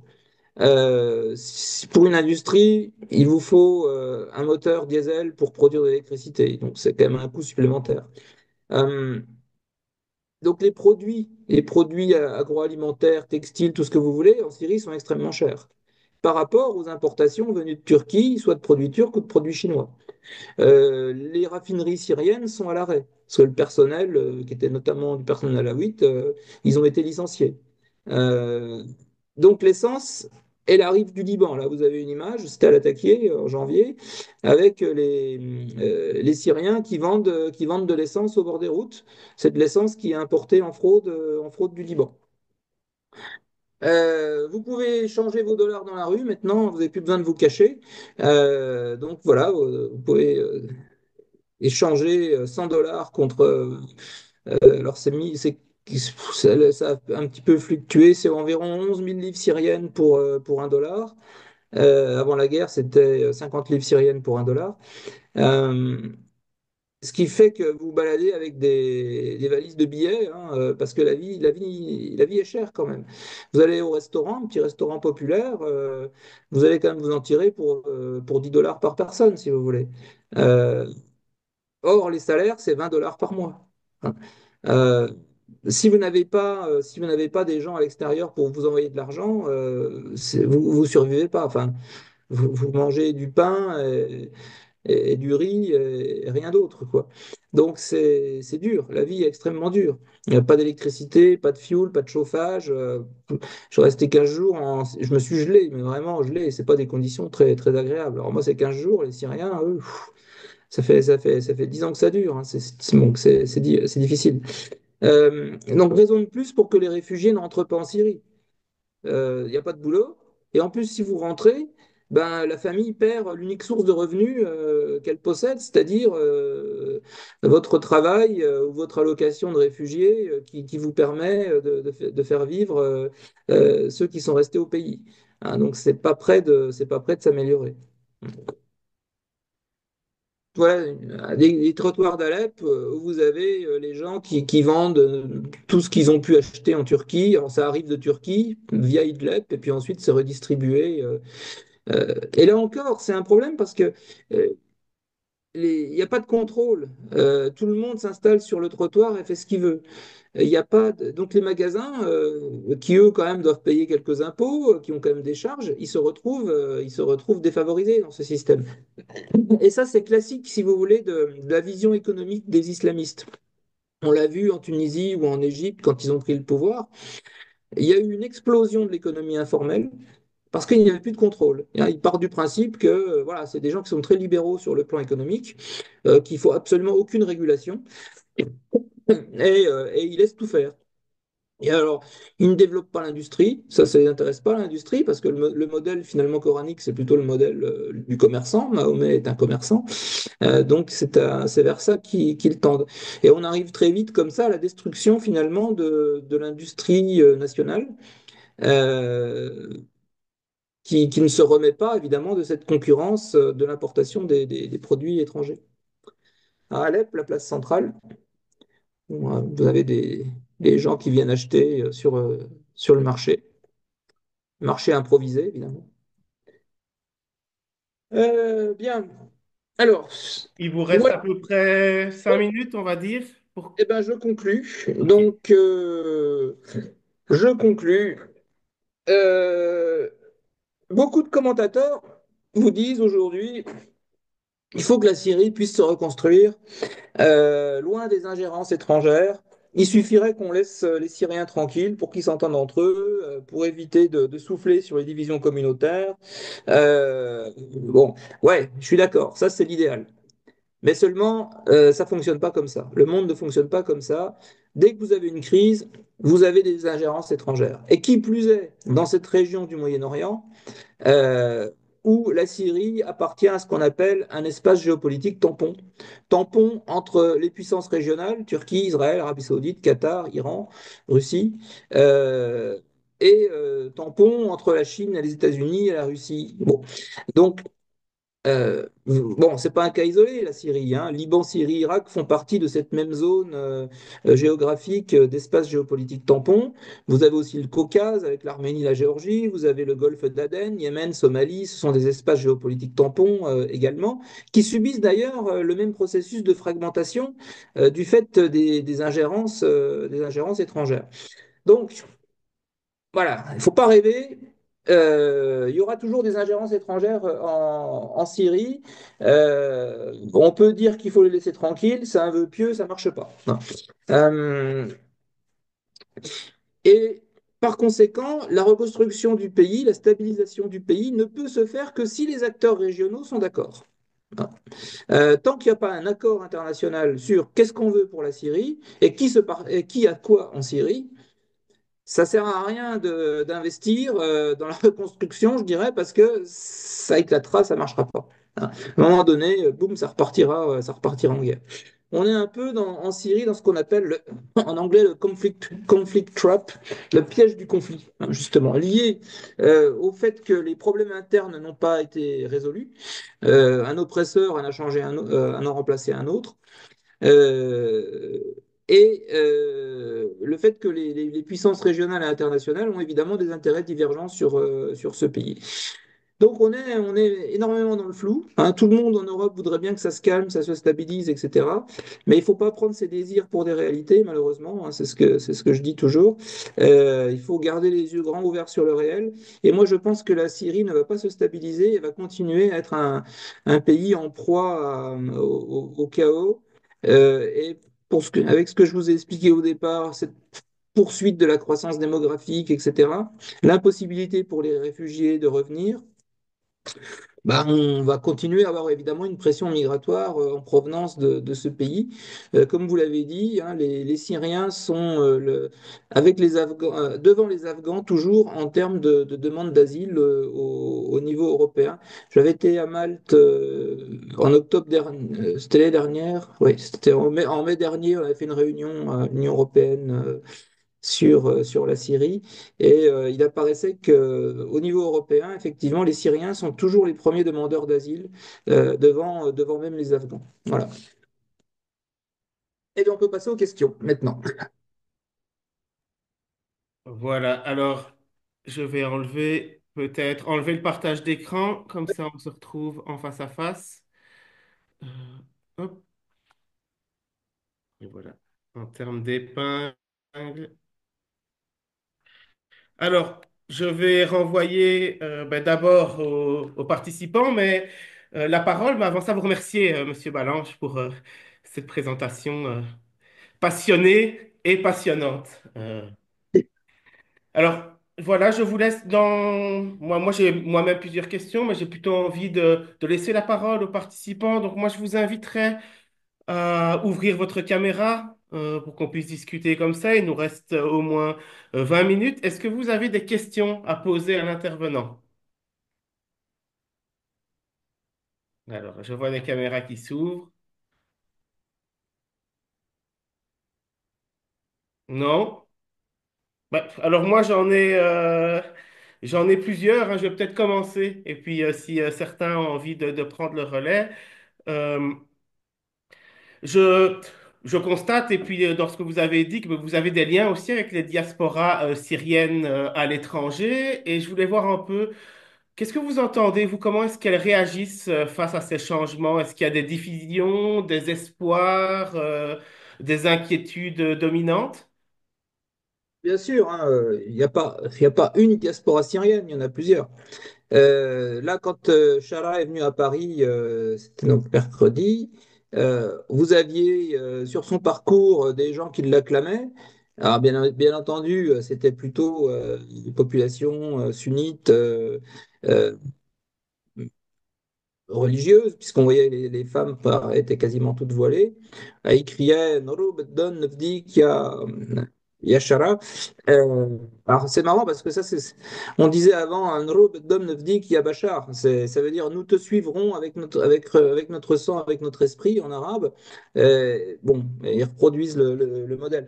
Et puis à côté de ça, vous aviez, je crois que c'était du côté du Trocadéro, une manifestation anti-Chara avec essentiellement les Alaouites, les Druzes, les chrétiens qui protestaient contre les massacres qui avaient eu lieu. Donc, les Syriens sont clivés à l'étranger, mais comme ils ont pu être clivés aussi durant la guerre civile, hein, avec au contraire les minorités qui étaient plutôt en faveur d'Assad et qui allaient voter au consulat de Syrie pour le plébiscite présidentiel, alors que les autres étaient dans les comités locaux d'opposition. C'est une guerre civile, hein, mais le clivage, il passe pas mal par le communautaire. Même si, bon, je connais pas mal de sunnites laïcs qui, eux, ont compris qui était Chara. Je pense à Farouk Mardan Bey, par exemple, qui est un écrivain syrien qui était très anti-Assad, qui est d'origine sunnite, et qui, lui, est allé en Syrie là, récemment et a fait un papier où il dénonce ce nouveau régime. Euh, voilà. Euh, donc, dans la diaspora syrienne, alors il y a ceux qui sont contents parce qu'ils ne pouvaient pas retourner en Syrie, donc ils ont pu retourner embrasser leurs parents récemment, mais c'est pas pour autant qu'ils lâchent la France, la Belgique et qu'ils vont aller s'y installer, et qu'ils vont retourner s'y installer. Euh, Même ceux qui sont célibataires et qui pourraient retourner en Syrie, euh, préfèrent rester pour obtenir un passeport européen, à minima, se disant que s'ils retournent en Syrie avec un passeport européen, au moins le jour ça explose de nouveau, ils pourront partir plus facilement à l'étranger. Alors, quant à ceux qui ont des familles, évidemment, les enfants sont scolarisés, là, ils ont leur vie ici, et pas question qu'ils retournent.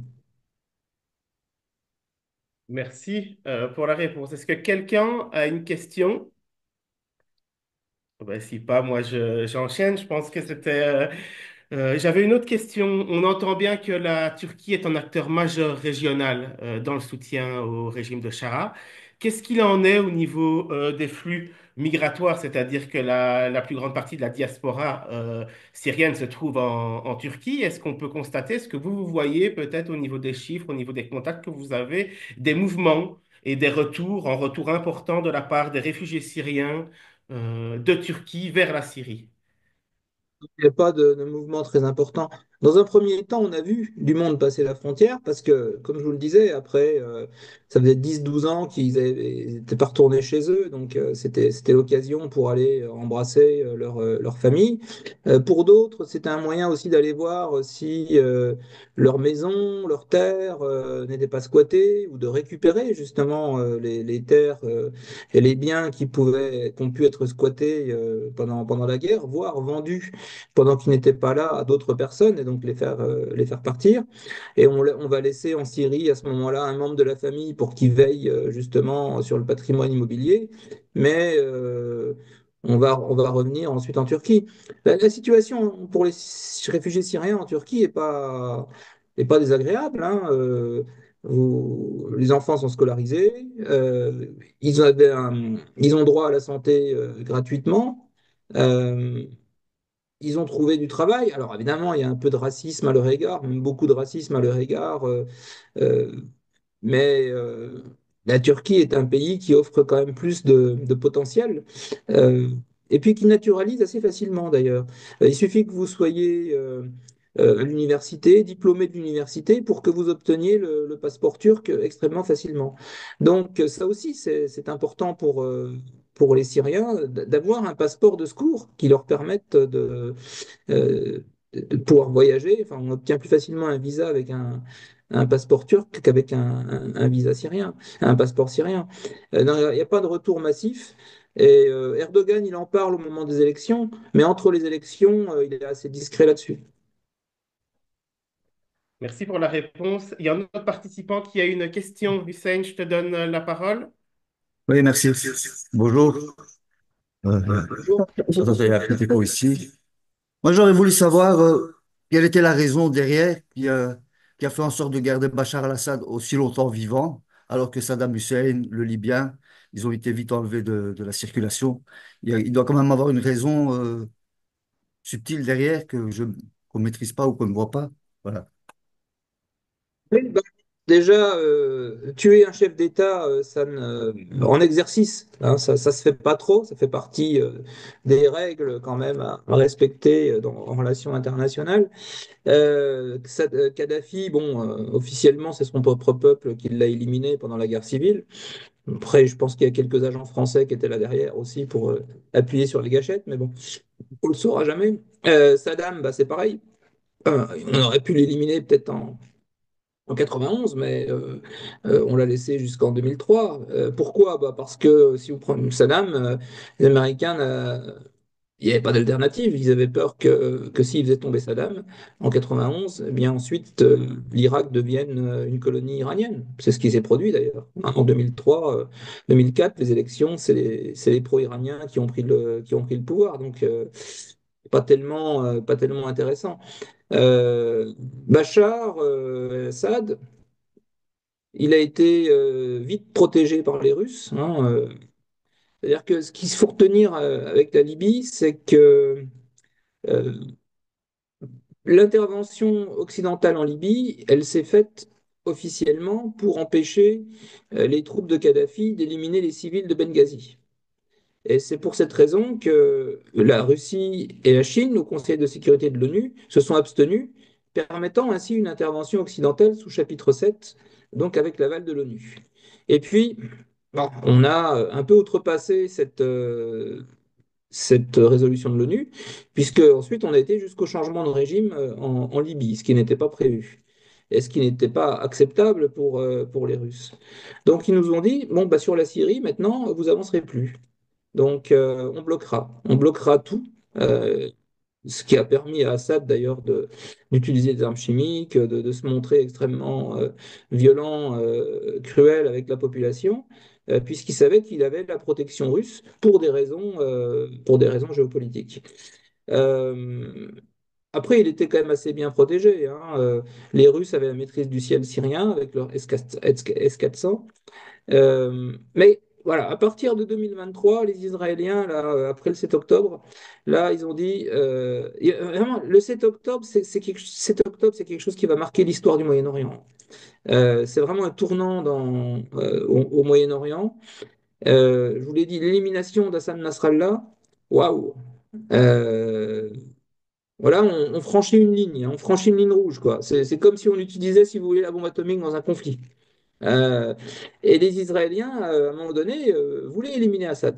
Euh, mais on les a retenus des cas de fer. On les a retenus, hein. Mais ils voulaient le faire dès l'automne 2023. Ils ne prenaient plus l'avion. Il était invité à la COP28 à Dubaï. C'était alors là la réhabilitation suprême. Il se serait retrouvé sur la photo de famille avec Biden, Macron et compagnie, et il n'y est pas allé. Ouais, bah pourquoi il n'y est pas allé? Parce que les Israéliens lui ont dit, tu bouges, t'es mort. Donc, valait mieux pas qu'il prenne l'avion et qu'il rencontre un missile israélien. Voilà. Voilà. Merci pour la réponse. De Est-ce toute façon, que de toute façon, il faut pas éliminer un chef d'État avant d'avoir une alternative. Hein, c'est assez clair. C'est pour ça que bien souvent, les chefs d'État, comme Assad, vont éliminer toute tête qui dépasse ou toute tête qu'ils pensent qu'elle va dépasser, de manière à ce qu'il n'y ait pas d'alternative pour les remplacer. Vous parlez de la protection russe et iranienne, mais ils sont quand même partis assez vite quand HTS est intervenu. Ils ont quasi disparu de la circulation du jour au lendemain, alors que c'est quand même des puissances qui voulaient avoir une main mise sur la Syrie depuis des années. Comme je l'ai expliqué, à partir de 2023, bon, déjà les Russes étaient coincés en Ukraine, hein. Ils ne pouvaient pas amener sans avion vers la Syrie tous leurs moyens. Leur priorité pour les Russes, c'est l'Ukraine. Et ensuite, bon, on n'est pas, on n'a pas les forces forcément pour aller soutenir les bêtises d'Assad en Syrie. Ensuite, le bombardement israélien sur la Syrie pendant 2 ans, hein, essentiellement à partir de 2023, mais ça avait commencé avant, a fait qu'ils ont systématiquement détruit l'infrastructure iranienne en Syrie. Souvenez-vous, le consulat d'Iran à Damas, le 1er avril 2024, hein, dans laquelle il y avait une réunion de l'état-major iranien en Syrie. Donc, euh, le Hezbollah obligé de rentrer au Liban, les miliciens chiites obligés de revenir en Irak. À un moment donné, ils ont tenté de revenir en décembre 2024 depuis l'Irak. Ils se sont fait tout de suite bombarder par les Israéliens. L'Iran a même voulu envoyer des avions. Les Israéliens leur ont dit, si vous faites ça, on les descend. Or, l'aviation iranienne est assez faible. Bon, vous pouvez toujours bombarder, mais vous ne pouvez pas lutter contre une DCA, surtout une DCA israélienne qui a une supériorité technique beaucoup plus importante. Et quant aux Russes, bon, ils en avaient en fait marre d'Assad.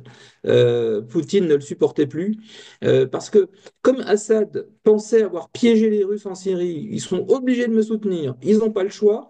Il s'est montré quand même euh, comment dire, assez ingrat à l'égard de la Russie. Il n'a pas voulu coopérer avec eux, il leur a fait des sales coups, et Poutine ne voulait même pas l'accueillir en Russie à la fin. Et il a fallu que Lavrov dise à Poutine, écoute, si on le retrouve pendu à un crochet de boucher à Damas, après nos autres alliés, ils auront plus confiance en nous.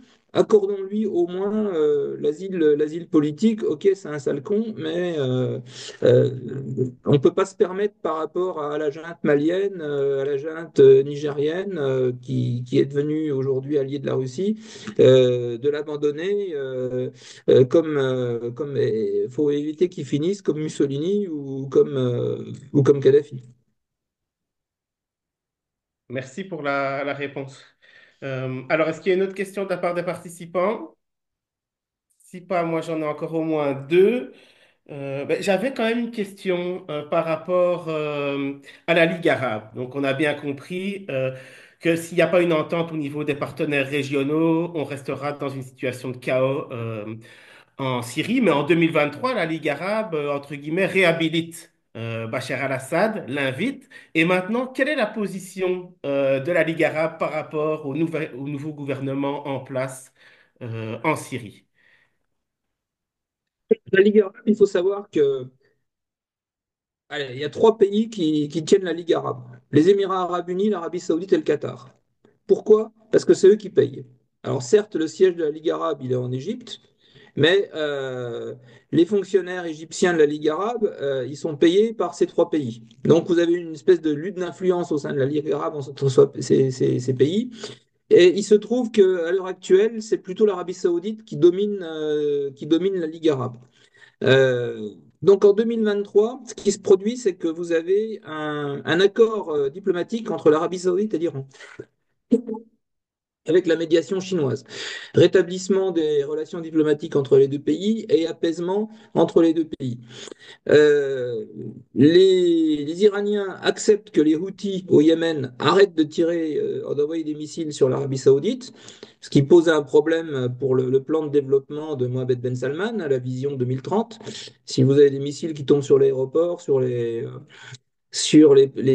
chantiers comme Neon ou sur les champs pétrolifères, ça pose un problème. Euh, donc, les Iraniens retiennent les Houthis et en échange demandent à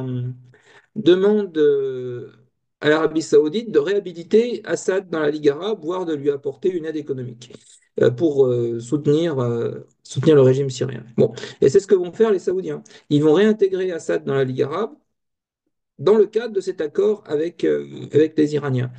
Euh, voilà. Alors aujourd'hui, si vous voulez, la Ligue arabe, elle est toujours prise hein, dans cette confrontation, mais elle n'a pas un pouvoir, elle n'a pas un grand pouvoir. La réhabilitation d'Assad dans la Ligue arabe, c'était symbolique, mais ça s'est pas traduit après par des dividendes économiques, parce que les Saoudiens lui avaient demandé d'arrêter la production de drogue, et il a refusé. Enfin, faut dire qu'Assad, comme il se croyait plus malin que les autres, il a dit aux Saoudiens, bon, c'est à cause de vous si le pays est détruit, parce que c'est vous qui avez financé les djihadistes.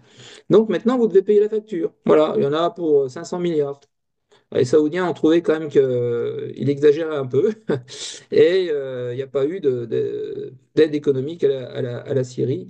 Euh, donc il a vu jouer au plus fort, il a continué à produire de la drogue pour pourrir la jeunesse saoudienne, ce qui lui rapportait quand même à peu près 10 milliards de dollars par an. Euh, et puis, bon, voilà, quoi, ça s'est pas arrangé entre les deux pays. Merci. Alors, j'ai une question dans le chat qui vient d'apparaître. Donc, non, même deux questions. Je vais lancer la première. Que faudrait-il aujourd'hui pour qu'une paix soit envisageable? Comme je vous l'ai dit, que les acteurs régionaux et internationaux trouvent un accord sur la Syrie. Si vous faites la comparaison avec le Liban, par exemple, après la guerre civile, euh, il y a un accord qui est trouvé. Il y a un accord qui est trouvé entre l'Arabie saoudite, la Syrie, la France, les États-Unis.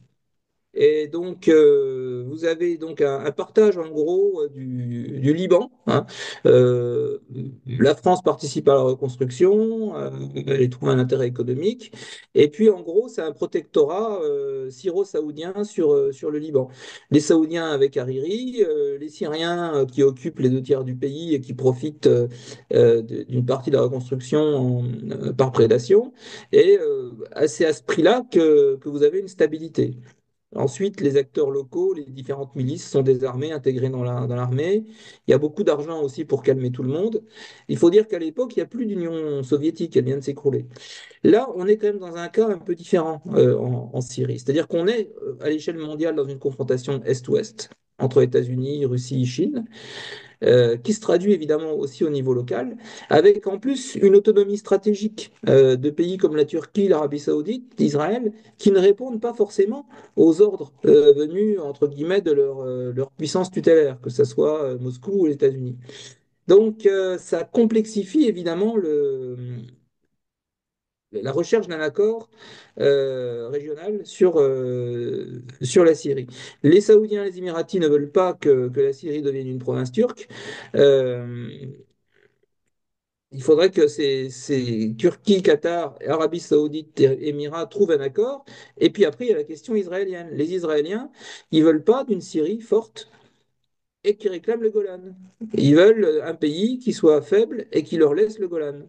Et si ça ne se fait pas, ils continueront à taper sur la Syrie, quitte à reprovoquer le chaos dans le pays.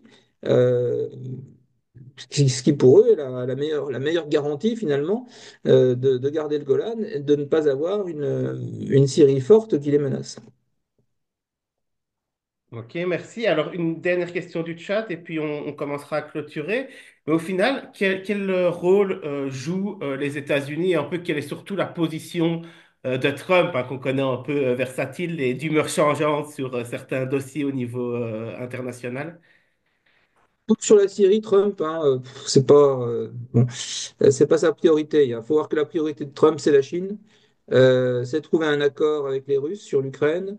C'est ensuite éventuellement le nucléaire iranien, mais c'est surtout restaurer la puissance économique américaine, choses comme ça. Donc la Syrie, c'est vraiment dans l'ordre de ses priorités.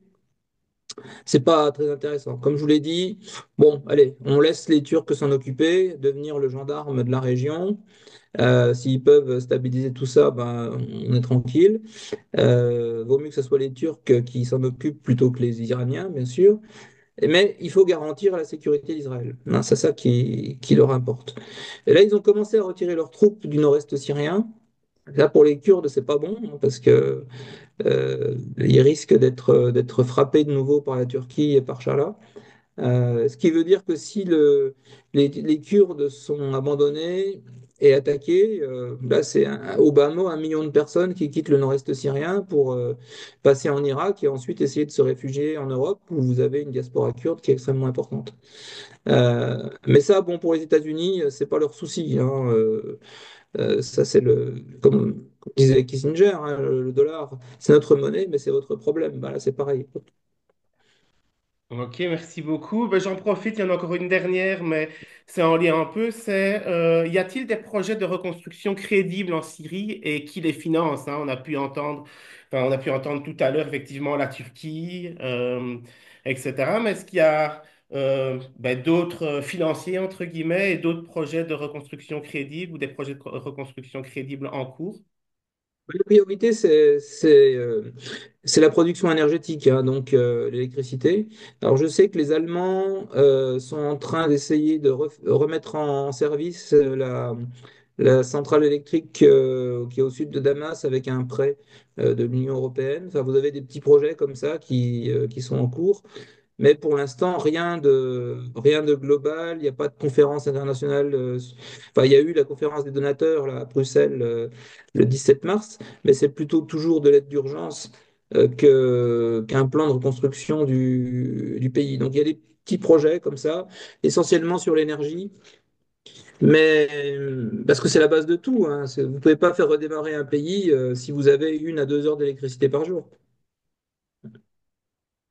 Ok, merci. Ben, on arrive vers la fin. C'est peut-être terminé un peu sur les scénarios. On a entendu dans votre introduction, il y a quand même trois scénarios qui se dessinent, hein. Soit une république islamique syrienne, en pays morcelé, ou alors peut-être, et c'était peut-être l'option la plus optimiste, en pays fédéral ou confédéral. Vous, votre pressenti au vu des dernières actualités, je sais que vous n'êtes pas toujours très optimiste par rapport à la situation. Quelle option vous privilégiez? Si les paramètres géopolitiques ne changent pas, je pense qu'on se dirige vers une république islamique, plus vers une république islamique.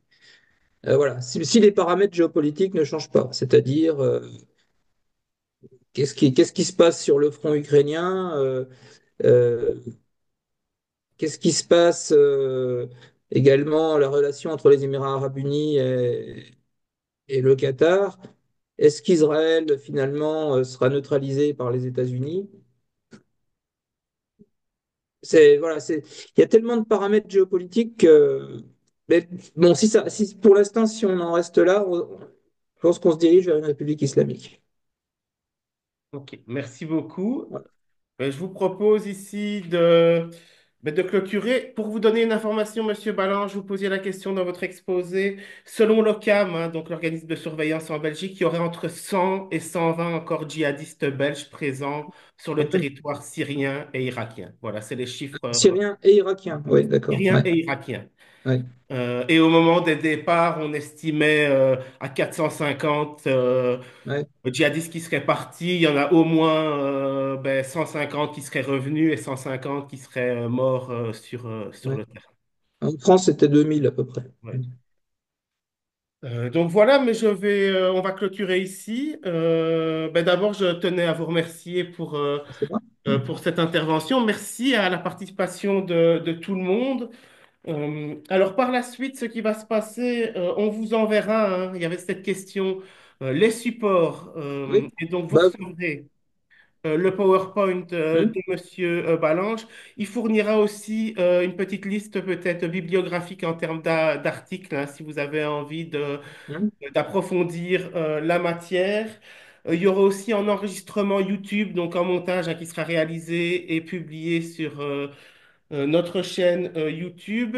Et alors, Pakizé, je vais te demander si tu veux bien de mettre dans le chat le site de Monsieur Balanche. Et donc, vous pourrez retrouver dans l'onglet biographie les différents ouvrages que vous pouvez acheter directement. Et je vous conseille vraiment euh, le dernier. Alors, vous ne le voyez pas en fait avec mon fond, mais hum. les leçons de la crise syrienne, c'est un petit bijou. Je vous invite vraiment à le lire et à l'acheter. Un grand merci. On se retrouve à une prochaine fois pour le deuxième mini-débat 2025 qui sera sur l'Érythrée. Voilà, je ne peux pas encore vous donner l'intervenant, mais en tout cas, ça sera sur l'Érythrée. Je vous souhaite une bonne fin de journée, un bon vendredi et d'ores et déjà un bon week-end. Week-end. Voilà. Merci beaucoup. Merci à tous. Au revoir. Merci, au revoir. Au revoir. Pour la formation, était super. Merci. Merci beaucoup, Patricia. Avec plaisir. Monsieur Ballan, je vous propose qu'on reste 1 ou 2 minutes, hein, enfin qu'on fasse un petit Oui, débat. si vous voulez, oui. Ouais.